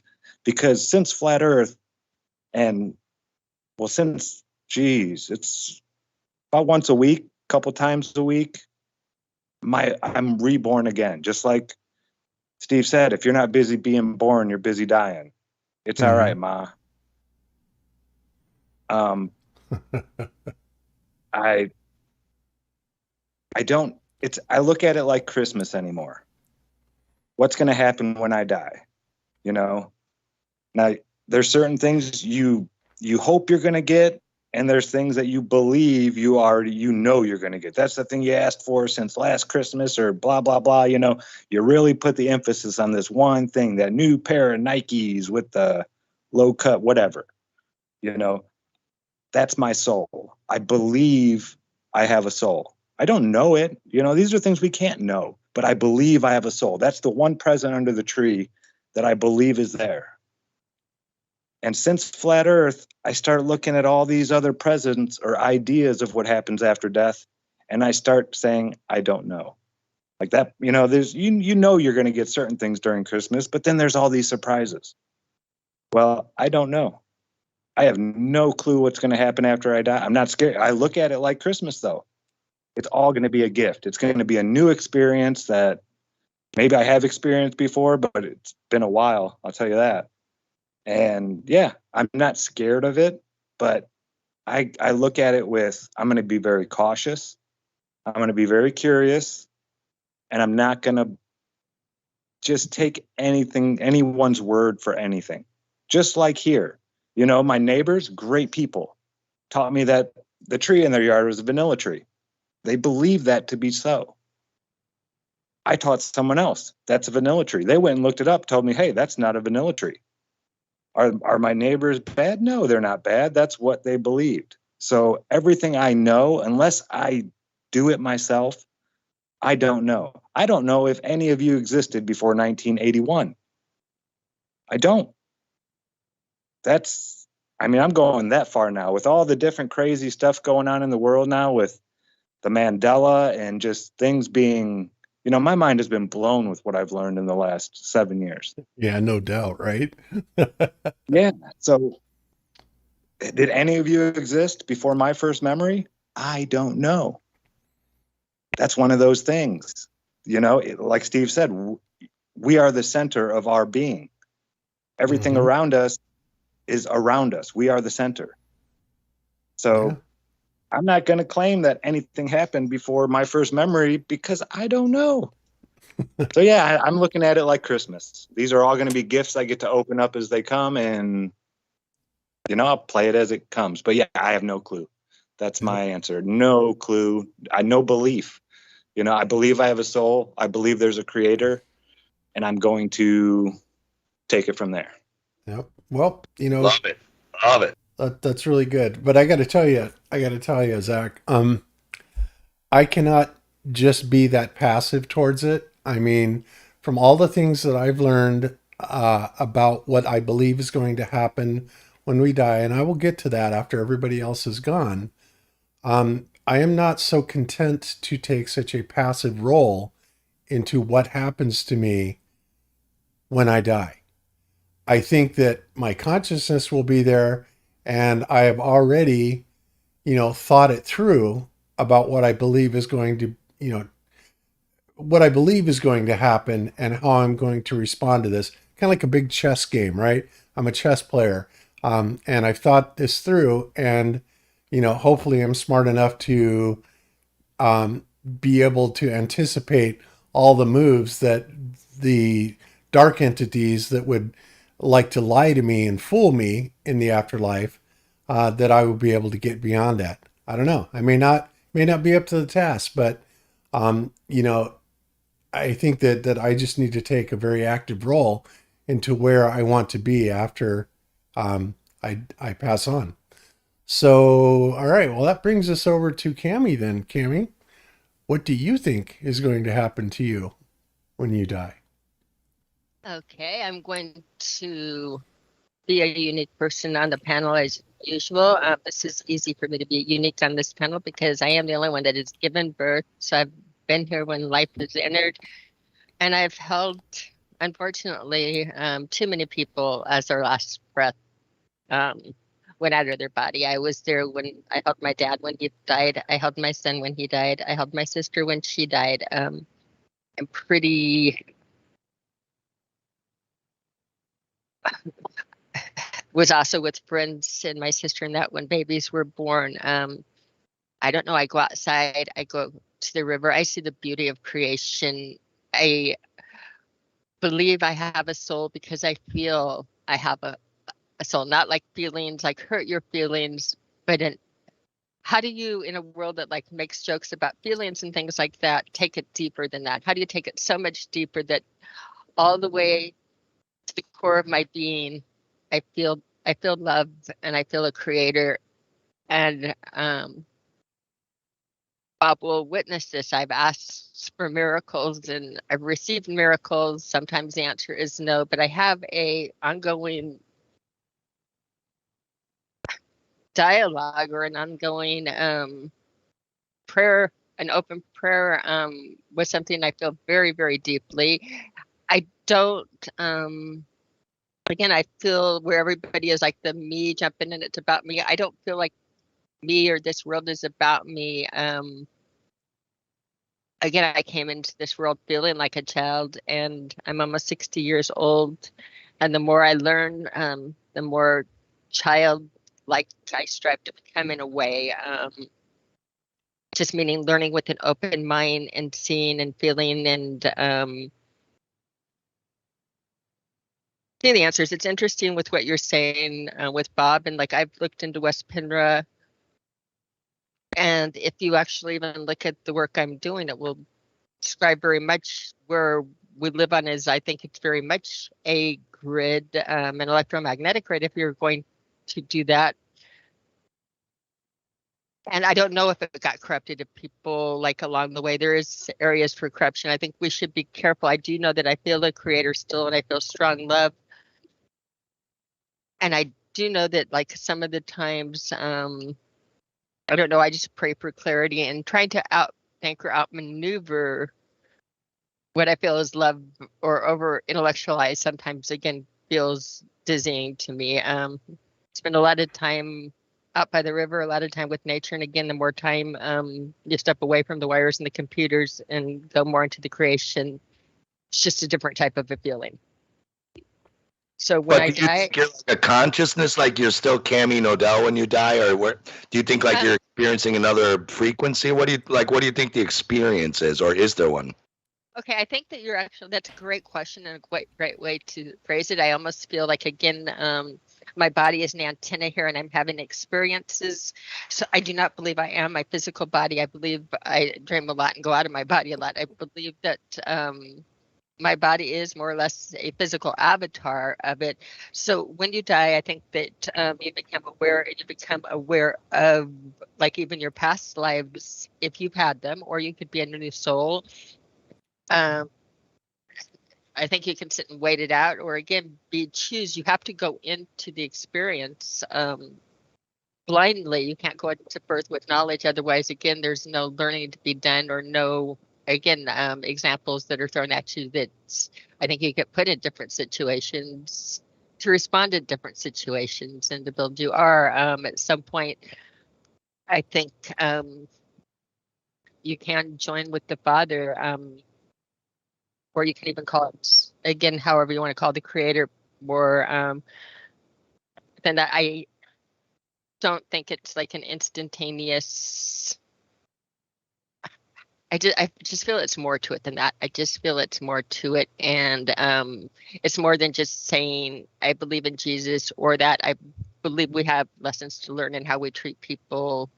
And again, it goes back to the more I learn, the more I think that religion teaches you about right and wrongs and those instincts. And then Bob will say, how do you even define rights and wrongs?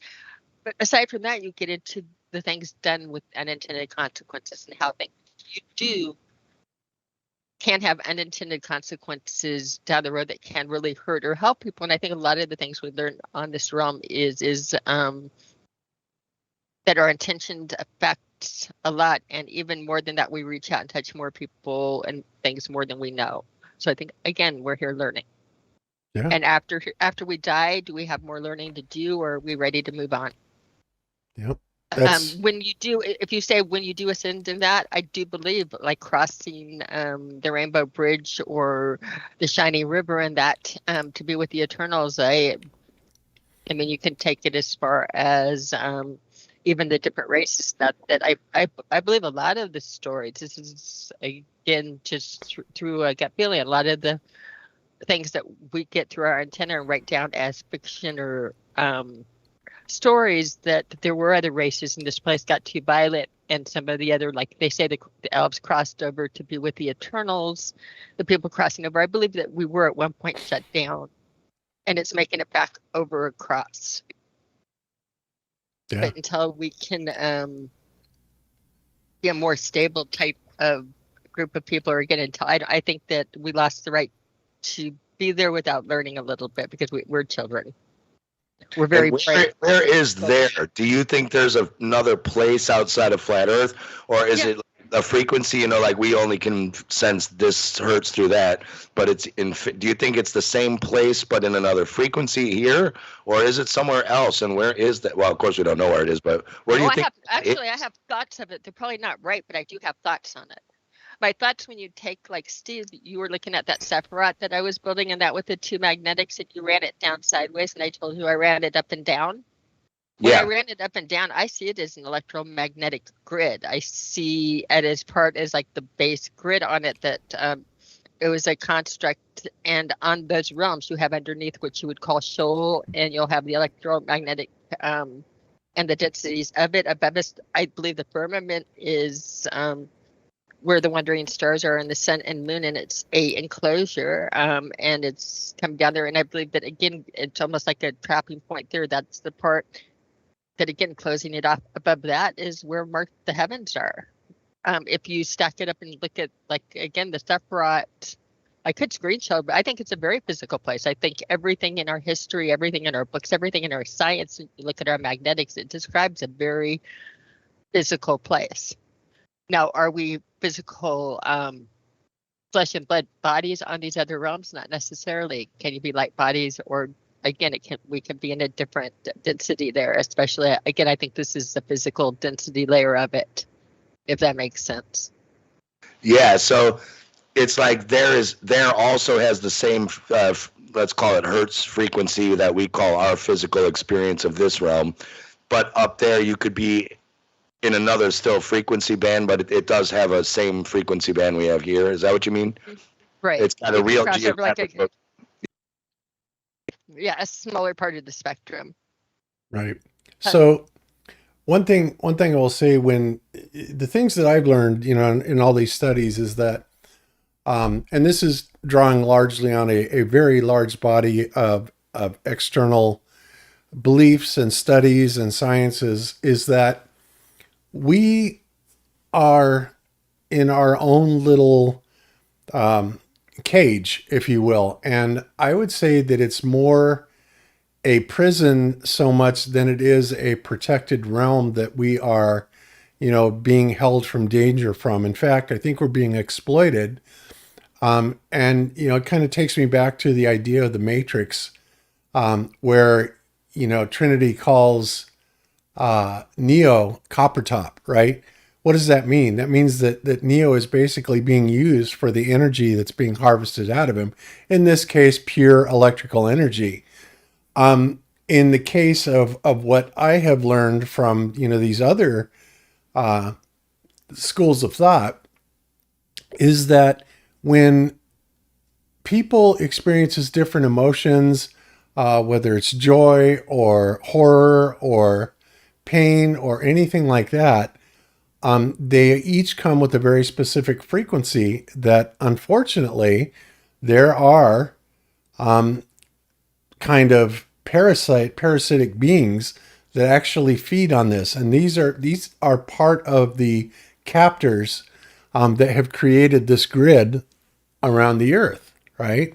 Okay, so do I think that's true? I think it's entirely possible, especially when you see that everything keeps wanting to bring us back around that. So it's like, okay, so what happens when we die then? Well, usually when people die, the first thing they see is the white tunnel of light, right? And, everybody says, oh, don't go into the light, don't go into the light, whatever. But the first thing they see is this white tunnel of light. And accompanying that, they feel it's a sense of peace and joy and love. And it's one of the most serene things ever. And, it's pretty hard to not want to just dive right into it, right?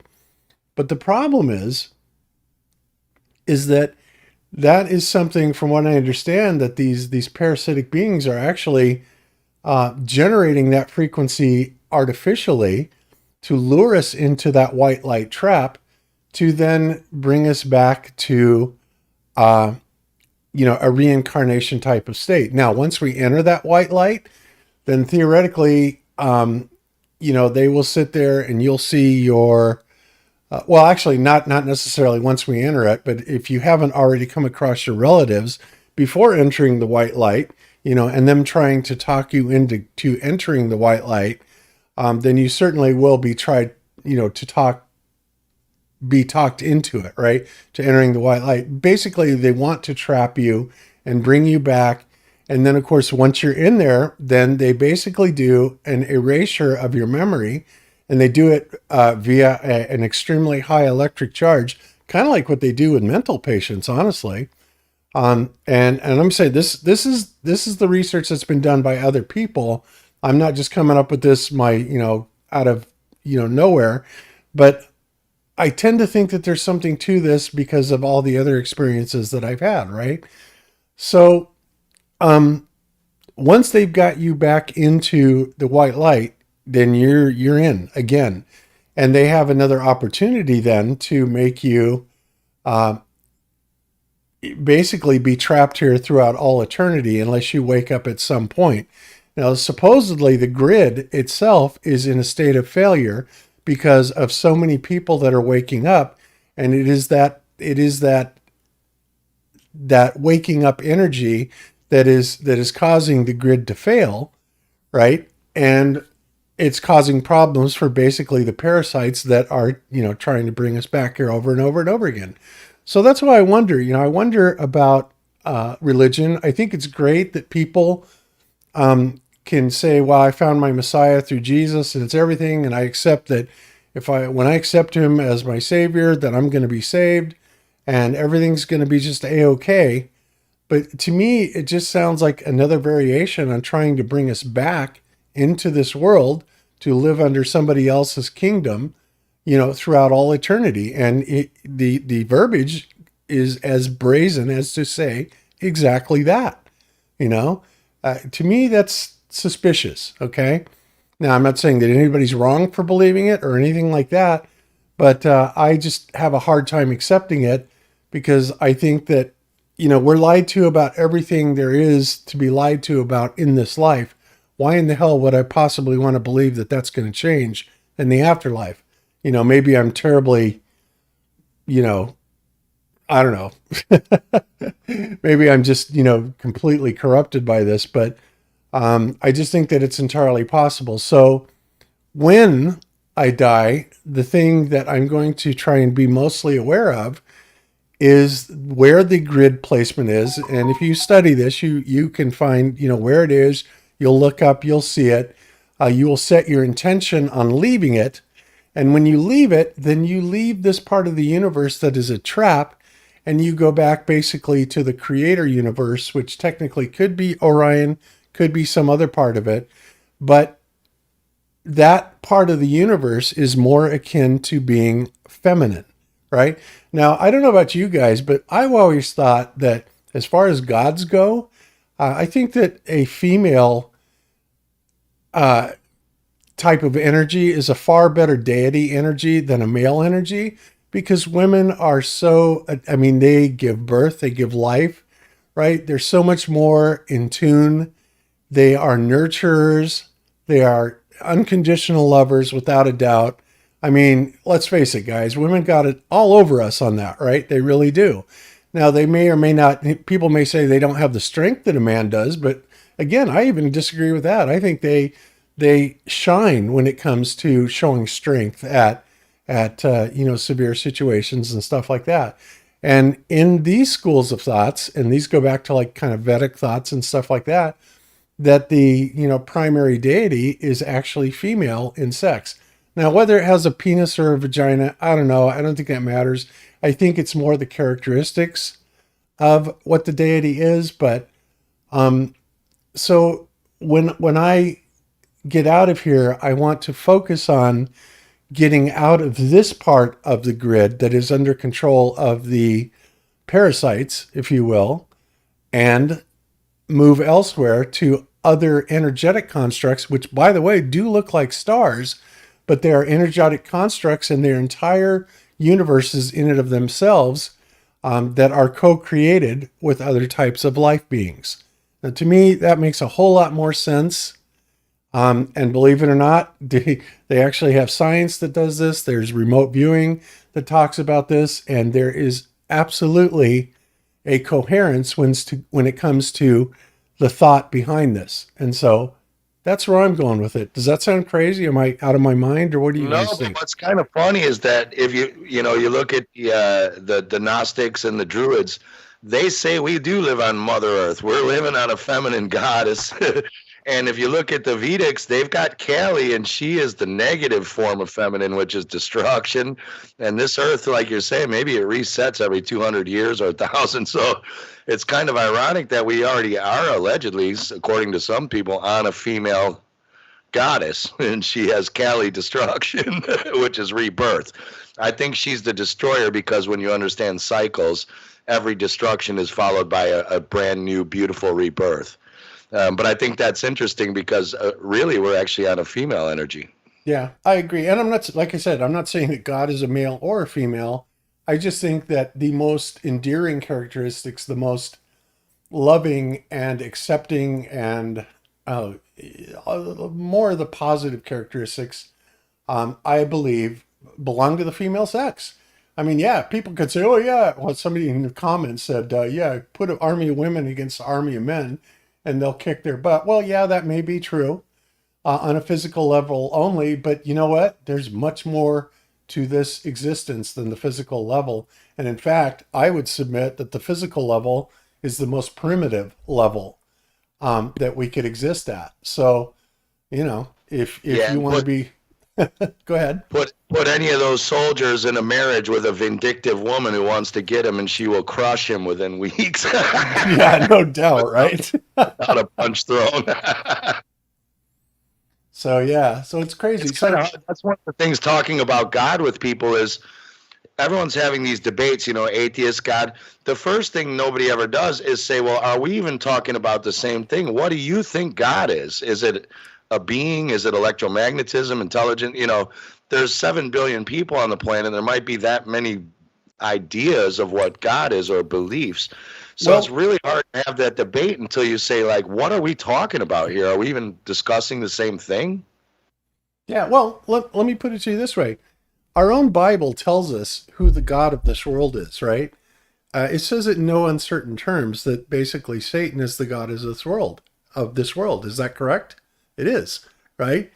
So if Satan is the God of this world, and, there's any truth to that whatsoever. And geez, you would certainly think about it. You think that would be true, considering that, all of the higher institutions are corrupt, about the fact that, the Bible tells us that we need to respect the law and the leaders, that he installed the leaders of the community. I mean, I kind of see, Jeran's point of view on this type of stuff. So if that's true, then I really don't want to be where I don't want to be in this place. I don't want to be in this place. Let's put it that way. So, and again, I'm not trying to offend anybody or anything like that you believe in. In fact, your path is yours to determine alone, and don't ever let anybody take that away from you. Not me, not anybody, but your path is yours to determine your own. But, like I said, be wise, look into it, really, really look and find out what we do know about afterlife existence. Look into the philosophies and, try and make an informed decision about what you think is going to happen, for the best outcome of your existence, point blank. So, I don't know what else to say about that. Well, the other thing is, there's several ways to read the Bible. So if you were looking into like esoteric biochemistry and theosophy, they would say Satan is the sun when it begins its fall in the analemma. You know how the sun's rising through the sky, then it's at its highest point, and then it begins to fall after September. Mm-hmm. That is what the theosophists say Satan is. They don't say it's an actual god or being. The sun is the god, and Satan is when the sun begins its fall. In other words, in the analemma, when it starts to go lower and lower in the sky. And in the body, Satan is the physical or animal aspect. The animal desires the red chakra. The devil's red, it's the red chakra, the animal desire, the sexual drive, wanting physical things and not living natural man. Yeah, just animal man. You have spiritual man and animal man, and they coexist. A lot of people agree that we are a spiritual being in an animal body. So if you look at it from theosophy, Satan is not the god of this world. In other words, the one who's running this world. It's a metaphor for the sun and for the physical body. So again, we get into these same kind of weird things. We always have to say, like, are we talking about the same thing? A theosophist and a diehard literalist Christian, I'll be talking about Satan, and they don't even mean the same thing. And they're trying to have a discussion over who's right. And you're like, well, neither of you are right or wrong because you're talking apples and oranges. Yeah, right. Satan just means adversary, right? I mean, basically. So that would tend to me that if God is all good and all pure and goodness energy, that adversarially to that would be bad, right? Or in opposition. Well, Shatan, I have I don't have my glasses on. I have Bollinger's Witness of the Stars. Shatan is the name of a star when in the constellation where the sun starts to fall in the analemma. Whichever constellation that is, one of its brightest stars is Shaitan. That's where Satan comes from. It's the name of a star in the constellation when the sun starts dropping in September. Yeah. And I can't find it in this book, but I have it here. I can put it in the show notes later if people want to look in. See, and that's one of the things, though, Steve. It's like there are so many confusions in the language, right? And supposedly God did this intentionally. But, we hear all these different meanings in all these different words in different contexts. I mean, to listen to like Just Jack and Karen B do their show on Scripture, about where he looks at the Hebrew version of the Torah, right? And breaks it down to what these words actually mean. Wow, is there a lot of bad translations in this, in what things actually are. And so I really like the words good and bad, and how in the Torah there in Hebrew, it's functional, whether it's functional or not functional. And God made the plants and animals and said that it was functional. That was the term, and they made a big deal about that. I was like, oh, that's really interesting to kind of adapt that and kind of, that using that as a determination of what good bad is, functional and non-functional. Yeah, and that's the problem too. I've heard their show. It's really good. I haven't heard all of them, but this is the problem. There's a lot of people who aren't studying this kind of stuff, and the Bible's got several translations. Not only that, there's numerology in there. This Bible was written by these people they were adepts. They were, the number 9 is the consciousness after meditation, a higher consciousness. God said 144,000 will be saved in the rapture. 4 plus 4. It's all these things start adding up to 9. 4 plus 4 plus 1 is 9. Mm-hmm. Cast your net to the right side of the brain to the east, and you will catch these many fish. It always adds up to 9. They're talking about meditation and opening up the right brain to this light.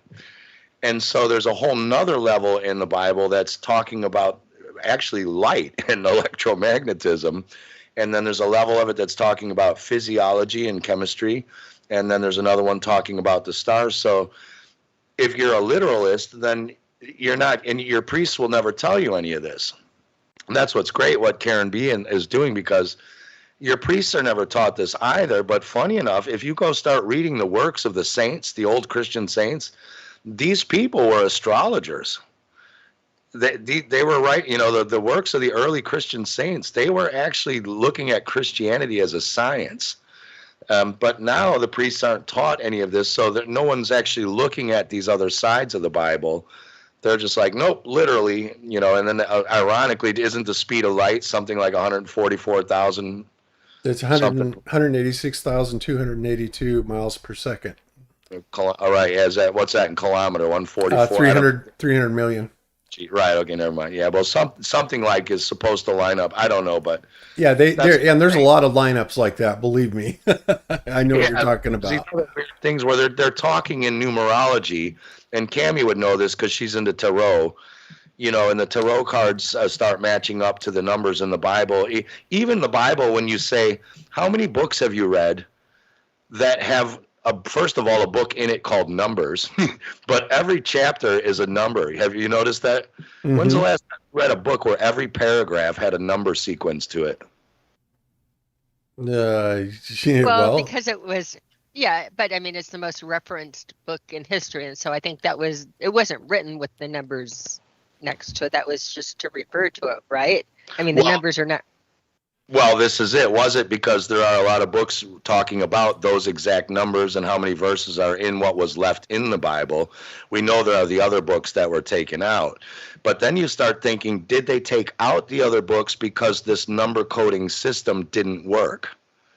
You see what I'm saying? Is it, they say, they took these, what do they call it? The apocrypha, I can't say the word. Apocryphal. You keep on doing it. I'm going to laugh at you trying to say it because I also typed the apocrypha. Bob. Yeah. We all know what it looks like. Yeah, Kyle. Apocrypha or apocryphal. That's the one. So they say they took these, they hid these books from us out of the Bible, and what I'm saying is, think about it. There's a very, very precise numerology code running through those chapter names, numbers, and verses, and as many verses as there are. They might have taken those books out because they couldn't do this coding system with them in. It might have been too complex. I don't know. I'm just speculating, but that might be why, because the Bible is coded with numerology having to do with those numbers in the beginning of each paragraph. So, this starts making you think even on another level than what Karen B and them are talking about is, are you reading the Bible with the numerology and the tarot in mind? And, Kabbalah. Is the book of Revelations, is that considered finished in one of the 66 books that were kept in the Bible? No, it's in there. Yeah, it's kept. What's really funny is a lot of Christians say, the Bible is against astrology, right? They're saying, but really they mean divination. They mean like fortune telling and divination. There are many passages in the Bible that are talking about astrology specifically. Can you not bind the sweet hands of Pleiades? But funny enough, you look at Revelation, isn't that actually divinity? Isn't that prophesizing? Absolutely. Like, the Bible says don't prophesize and do divinity, and you're like, but the book of Revelations is that exactly. Well, and what does that say about, when the stars are there for to predict signs and seasons? That's kind of a the same type of deal, right? It's So- astrology. It says Yeah. right in Genesis, the stars were there for signs. What signs? Aquarius, Scorpio, Leo. They're there to tell you what's going on. I would recommend this book I have. It's really hard to get, but if anyone can find The Witness of the Stars by a guy called Bollinger. I bought it used online, and it came out of a library I can see, and it was checked out by a Freemason, actually. I can see it's got a Mason stamp. But anyway, if you get your hands on this book, it will blow you away when you start learning the names of the stars and these constellations and what this story is telling. So yeah, the Bible is telling you that the Bible is astrology. So that's not divinity. There's a difference between astrology and fortune telling and divining. These aren't the same things. One is not witchcraft. The Bible is telling you that it's all about this. And look at Revelations. That is divining. So I don't know. Because so many people say that astrology is witchcraft, and it's just like, I don't get that. To me, me, the way that I look. Men find Jesus. Say They it were again, watching Zach? the stars. How did the 3 wise men find Jesus? They They're followed watching a star. Orion's belt. Yeah. Yeah, astrology. They follow the star. Yeah, astrology. I mean, Yeah. the story of Jesus starts with astrology in it. I draw the line between astrology and witchcraft by including all these different like prayers and mantras, and there's all these rituals.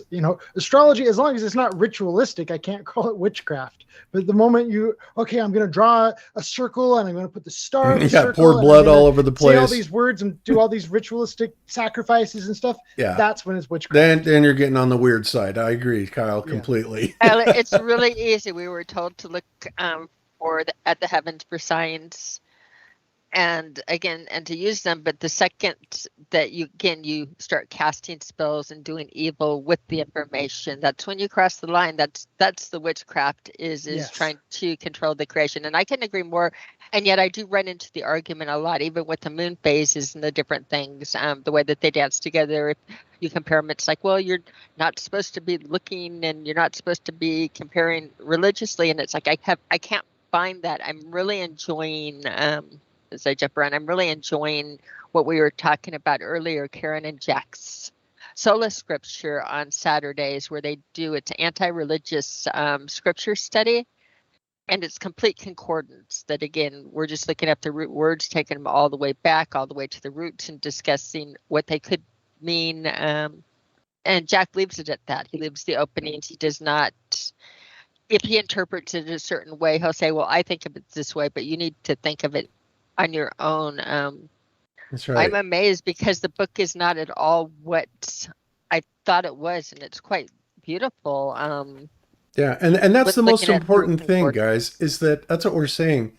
We can all, divine different meanings out of all of these words and actions and things that happens, but ultimately, the only ones that you can really take to heart are if you're honest with yourself, how are they affecting you? And that's what you need to go by, because your life is not my life. My life is not Steve's life. Steve's life is not Cami's life. And, we need to be very aware and also very tolerant of that. And, just because you don't see eye to eye with somebody on that, again, I told you before, I don't believe that there is any such thing as an absolutely objective truth. And I stand by that. I just don't think that there is. I think that is entirely subjective. And that is your relationship that you have with your creator. And there you have it. Absolutely. And that's the thing about these kind of conversations. You're not trying to piss off like diehard Christians or atheists or whatever. A lot of people get triggered by this conversation. Oh man, do they? It's a little tentative to have it. But I think, what we should all do is, like you say, just listen to each other's side of the story and make up your own mind. Say, is it possible I haven't been told something, or maybe I'm missing something, or just listen to everyone's story, and you don't have to believe any of it. But, you know, sometimes you learn some things and go, wow, I never thought of that. And then you can start saying yourself, does this make more sense than what my priest told me growing up, or, you know, what I read on the internet, or whatever? Yeah, exactly. I mean, we used to all think the earth was a ball, right? You know, I mean, yeah. and the, you know, for me, one of the red flags is the fact that this conversation triggers everyone. To me, that's a massive red flag, that they don't want us having this conversation. I agree 1,000% on that, Steve. And again, I think what they did, I'll say this not for the first time, I feel what they did in order to look at creation and to really understand everything together, you really need to put together religion along with science, along with again, looking at the stars and looking at, again, the tarot and things like that. But what they have taught each one of these groups is that the other two groups are evil, so people don't try to piece it together. I mean, and you can go to a religious person and, oh, the occult is witchcraft and it's evil and we're not to go there. And science, well, science is making up lies that don't go along with the things. And so that book is writing a different faith base. So I can see the thing on it. If you go into science, you just really, really make fun of the New Agers and you make fun of the religiotards. And again, that's the mindset of going into each one of the groups, is that you're completely triggered by the other groups. And yet I found when I put, like, again, tarot cards together with data maps together with the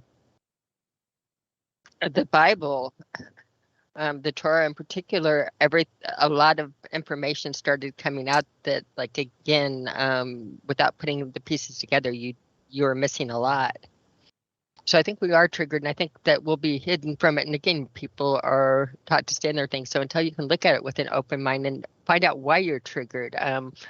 I understand in the Bible you don't want to do witchcraft, and you don't want to, but witchcraft is an action word, not a understanding. In other words, it would be, to me, better to understand how they're doing the witchcraft and, you know, not to do it unintentionally. Remember your unintended consequences that you could have. To me, being aware of things, you can make better choices, but keeping yourself entirely blind and being triggered by it in a place that you're in anger, even going there, it was done by design, very much by design. Very good. Wow. Definitely, yes. Yeah. And, you know, you start looking like, if you get this book, The Witness of the Stars, they talk about, you know, the constellations. When you look at what's called Virgo, she's the woman holding the wheat, and you start to find out what it is. But there's a star in that constellation called Albumazar. In the old Persians say it denotes a virgin sitting on a throne with an infant boy. And the Hebrew name of the infant boy is Ihesu in the old Persian, Ihesu, Yesu, which means Ieza, I-E-Z-A, and in Greek they call it Christos, right? But they took this star out of the modern maps. You have to get the old maps. So you've got the sun, you know, it sets in Virgo. Mary sits on the right at the cross when Jesus is crucified, when the sun comes down. There's a lot of stuff when you start looking at astronomy and astrology where the Bible starts to take on a completely different meaning, and we don't know the names of the stars, and we don't know the ancient Persian names of the stars, or Hebrew, like what Karen B and them are doing. So this is knowledge that we don't have, where if you start going back and looking at it with these knowledge, you start to see the same story in the Bible, but totally different than, you know, people on Earth. You start looking at it as an annual thing happening in the sky. And then you go, well, what are the coincidences that this happens 7,000 times throughout this whole story?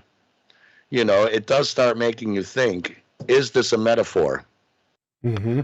I could see if one of these things lined up, but it just happens over and over and over again. So either the story of Jesus is way older than 2,000 years because these maps are, you know what I mean? So either they name the stars after this story, or they name this story after the stars. And that's up for each individual person to make up their own mind on. Yeah, but there is definitely a lot of repetition. Yeah, but we're wandering off topic of the afterlife. But actually, it's a big part of it because if you believe that if you just say, I believe Jesus is my savior, you know, and then I'm going to heaven forever, well, what happens if Jesus is actually a metaphor for what's the sun and going on in the stars? Now we got a problem. Yeah. Yeah. Then it takes on a whole nother Have meaning you ever- altogether. Zach, did you say something earlier? Yes. Steve, have you ever heard the Bhagavad Gita, I think it's called? Yeah, actually I have, but I'm drawing a blank right now, just so remind me. I've heard of it, but I can't remember which one it's talking about. Oh, don't quote me on this. It may be Hindu, but it's the story of the sun and the moon. And it's like a love story that's written out. And I read it and I didn't get it because I didn't know that that's what it was supposed to represent. I was like, what does this have to do with cosmology? And then someone told me, oh, that's about the sun and the moon and their relationship and this and that and yet.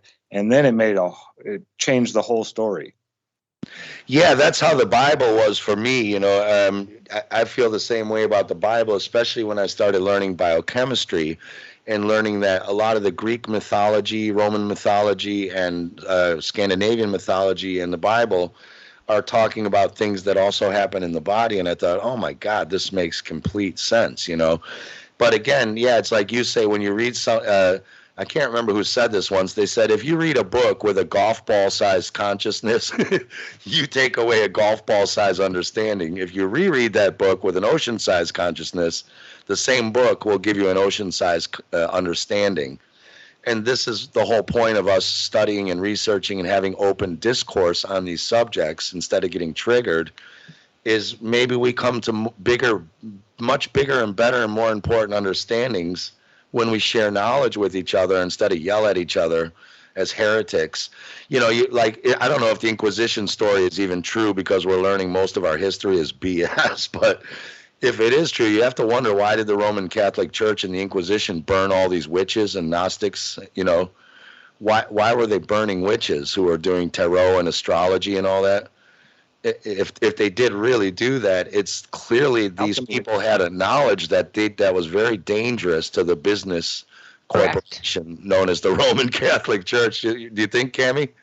Correct. That's 100% correct. Catholic, the word means universal. It translates into universal. And no, they were very much, I think, using Christianity almost as a front. But they spent a lot of work and effort spreading the universal and the globe model throughout as an underpinning.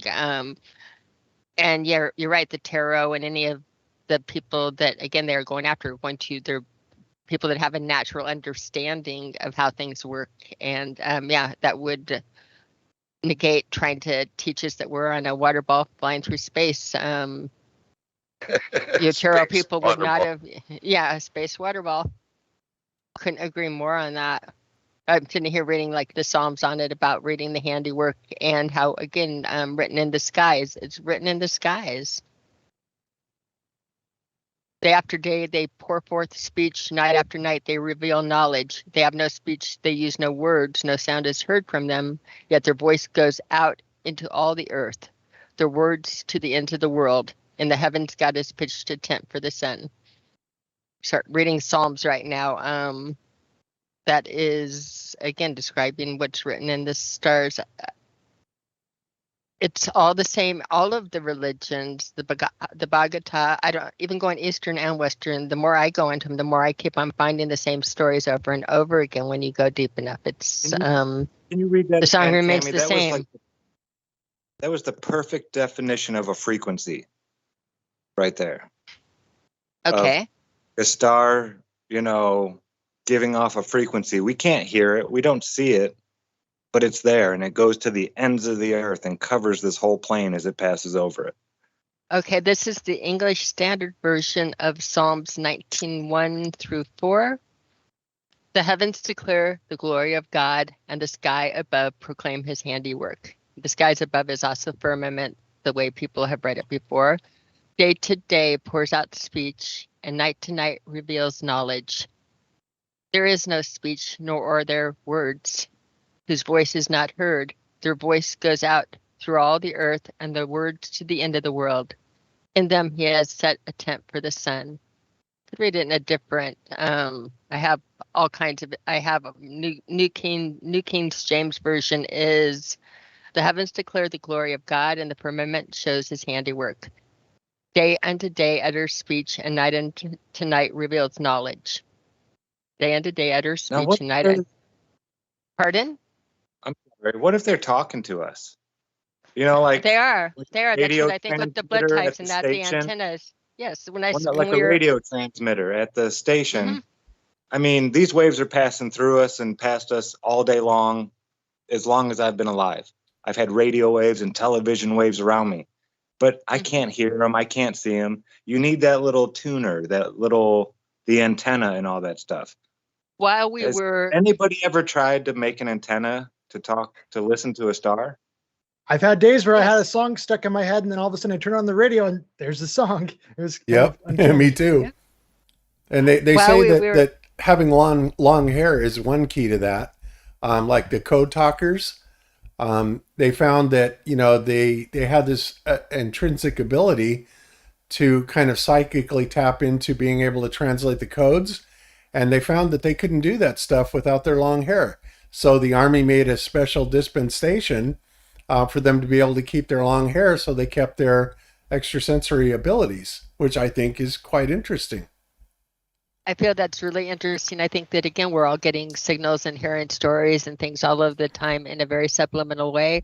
People in the chat earlier while we were talking, I was having a side chat in the chat about blood types, people asking about them. And I put into it and had a lot of feedback that, as far as my research goes, it seems like the different blood types work more as an antenna on what signals we pick up. And this would be the exact type of signals I'm talking about. Yep, I agree. Very interesting. All right. Well, Yeah, I don't know if we're going more on this or if you want to now go back and debunk density and what was the other thing you were going to debunk earlier, you said? yeah, I think I'm trying to keep the shows down a little bit to a more reasonable length.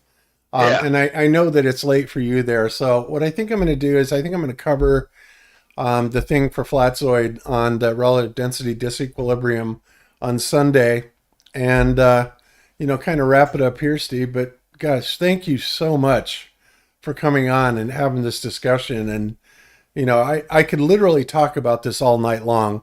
And I know that maybe it's not everybody's bailiwick, but I also I have my things too. I don't really like to like when Jeran goes into religious talks. I hate it.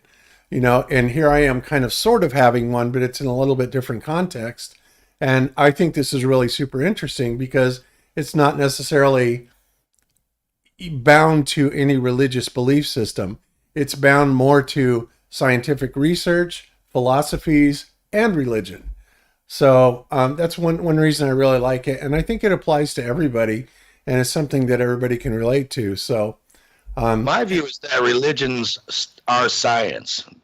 They are science wrapped in stories. That's the way I see it, that mythology and religions are science. They're just, if you ever, like, when you read the Bible, do you notice how childish it's written?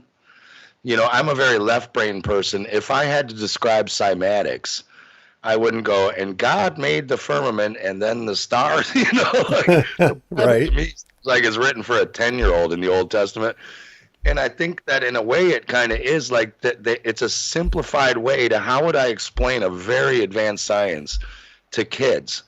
And you would do it through storytelling around the campfire. And I sort of look at it almost like that. A lot of these religions, they are sciences when you start looking into them, but they're just written in a weird way that we wouldn't do now. And it would take me like 2,000 pages to just cover Genesis. You know what I mean? So Yeah. in a way, A it's genius. lot of it is in the translations, though, I think, Steve, because when you do it in Hebrew, like Karen B and Just Jack, instead of saying universe, it says one spoken verse. It talks about, that he created this place with his voice. Do you mean cymatics? Is that what you take that to be? Yeah. Well, now that I know what I know and I've heard the Hebrew version and stuff like that, yeah, I think they were exactly speaking science. a lot of it has to do with physics. And this, yes, cymatics. Do you think the word of God is sound waves? yeah, some kind of frequency. Yes. Well, absolutely. It's a combination of all the sound waves.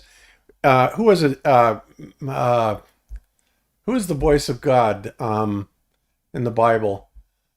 Oh, come on. Metatron. Metatron, right, is the voice of God, right? So Metatron, obviously, and it's funny because you learn funny things from movies like the movie Dogma, right? So, Metatron is always going around and he's acting as the voice of God, but when God speaks, it's this outrageous sound that just melts people's brains, right? So basically the way I see it is when God speaks, or when God vibrates, sends out a vibration into the universe, it is a combination of multiple frequencies that cymatically manifests through the ether, creation, things to come into existence. And so I think that, Metatron is the person that kind of translates that, but it's those actual sounds and those waveforms and those pressure fronts, because it's all about pressure mediation, that's making it happen. And this is where God speaking things to an existence is a reality as far as I'm concerned. I believe that actually happens. I remember, I know he's a baller, but that guy, the physicist Nassim Haramein, he's like a rebel physicist. Oh yeah, I know him very well. I remember him saying in one of the Bibles, in the foreword, like the preface to one of the translated Bibles, it said God is the tetragrammaton. Right. Like it said it right at the beginning of the not the real Bible, but the translation. Yod-He Vod-He. Yeah, now you're getting into the grid you're talking about. Yeah. It said God is the tetragrammaton. What? What? I know. It's a deep subject. It is not something that anybody can comprehend or understand, in just a quick minute. It really requires a lifetime of study and dedication, which most people cannot do that, obviously. And, that's why you really have to kind of admire people that have dedicated their whole life into understanding this. But even so, it doesn't mean that they're necessarily on the right track, So again, that's why it's so important that each person looks into this and how it applies to their life and their existence, because that's what really matters, right? And you're the one that's dealing with eternity, so you should be the one that you're trusting in this. That's the way I see it. Even though I do take. Go ahead. Yeah. Though I do take a lot of other research into consideration, there is no one source that I will ever look at as completely dogmatic. It's never going to happen. Yeah, I said that to Karen B on some Facebook post. That's one of the things I have with flat Earth. I get it; it's flat. We're all trying to figure out: is the moon plasma? Is it a hologram? Is it real? Like, there's all this stuff we're trying to figure out. And I'm saying, you know what? Maybe we're just not supposed to know. Maybe if you, like I was saying with the dreams, if you take away the mystery of this realm, it gets boring. You were supposed to have a little mystery and excitement. And would you revere the heavens if you knew exactly how they worked? Would you really revere them, or just treat it as another science object? Well, it's fun trying to figure it out, man. It really is. It's fun trying to figure it out. But if you do, would you really be in awe of it anymore if you could just actually explain it away in common everyday science? Yeah. I think maybe we're not supposed to know, but that's my opinion only. I'm totally probably flat earth. I gotta say that kind of happens with movies. When something is mysterious, it's a little bit more fun. But the moment of all of the mystery is gone, oh, okay, I already understand all these things now, then it kind of loses a lot of that special quality to it. Mm-hmm. Yeah, like it's got to be a good movie if you want to watch it more than once. Yep. Oh, and hey, speaking of good movies, guys, I watched Top Gun Maverick this week. Wow, that's a really good movie. I loved it.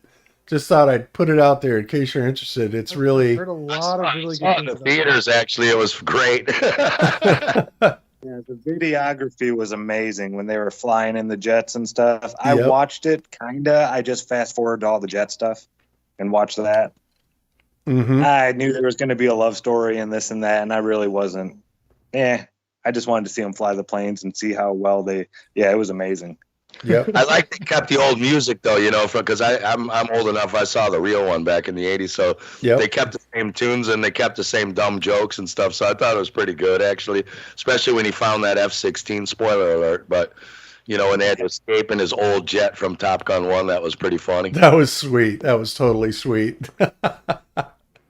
So yeah, they did. Sometimes they can bring the new in with the old, and man, did they do a fantastic job. I mean, I never thought it's one of those amazing movies where the sequel is actually every bit as good, if not better, than the original, in my opinion. It was really amazing. To see if he was going to dip the nose when he was high testing the 10G speed test. I know, right?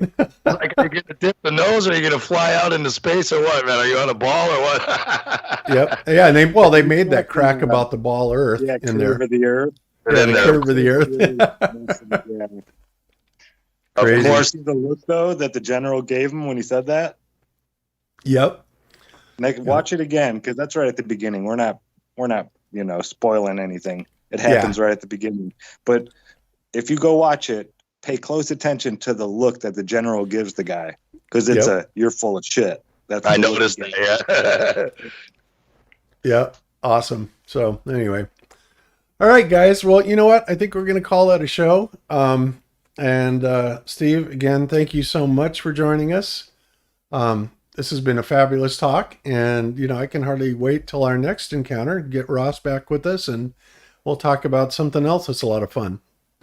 I would love to, and Ross is dying to as well. If we could, I would really like to talk more about the ether and this water I've been showing you guys, which is new to me. I don't know what I just know the basics of it yet. That and also the Victors. Let's talk about the Victors and the Benikovs and the ones that are doing the study with the water and the B sounds and the jet engine, right? That dovetails right into whether or not jet engines are using as much fuel. So I think that's another. Well, I'll tell you what else, Ross, because Ross and I, like I said, we're looking at a bug out property. He's been on YouTube looking at how to make over Unity energy devices. Mm-hmm. And he's got about 20 of them that run 70% over Unity using all kinds of different stuff. Wow. We also we came up with an invention, so maybe we can run it by you guys next time.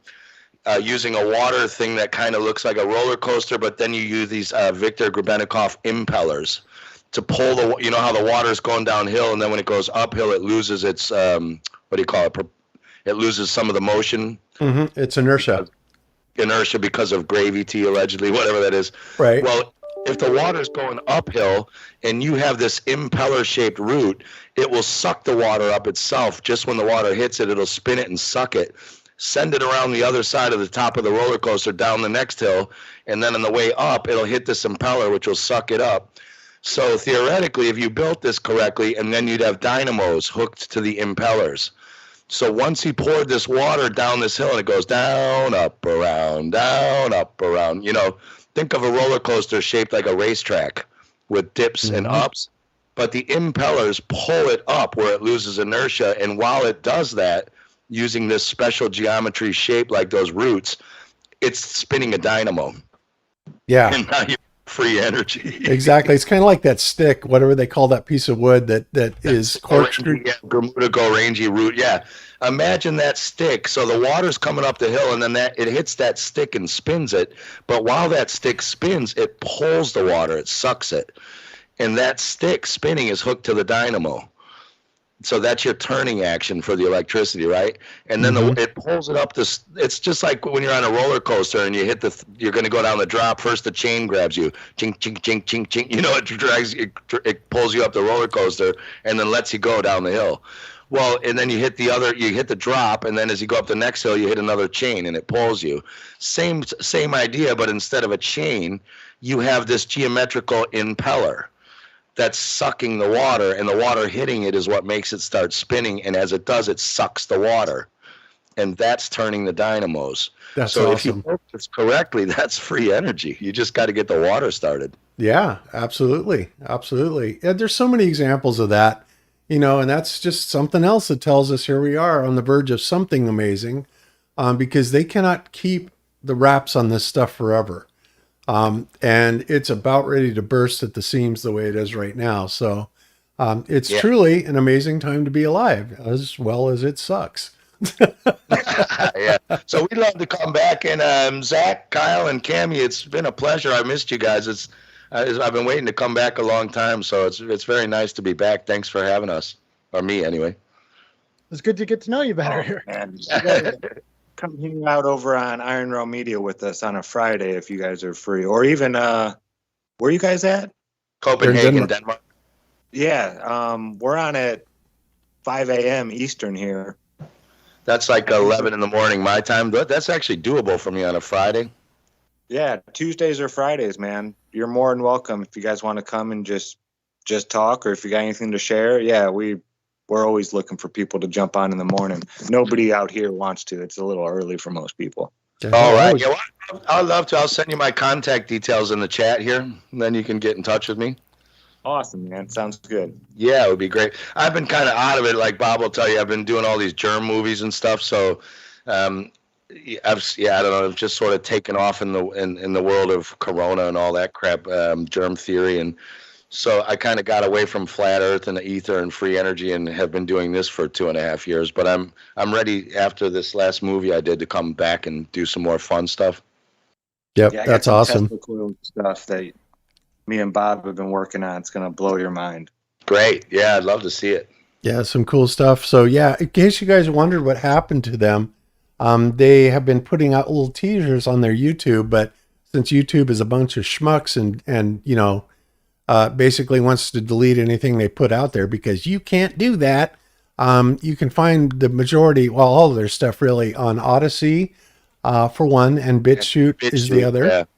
Yep, under Spacebusters, is search for it there.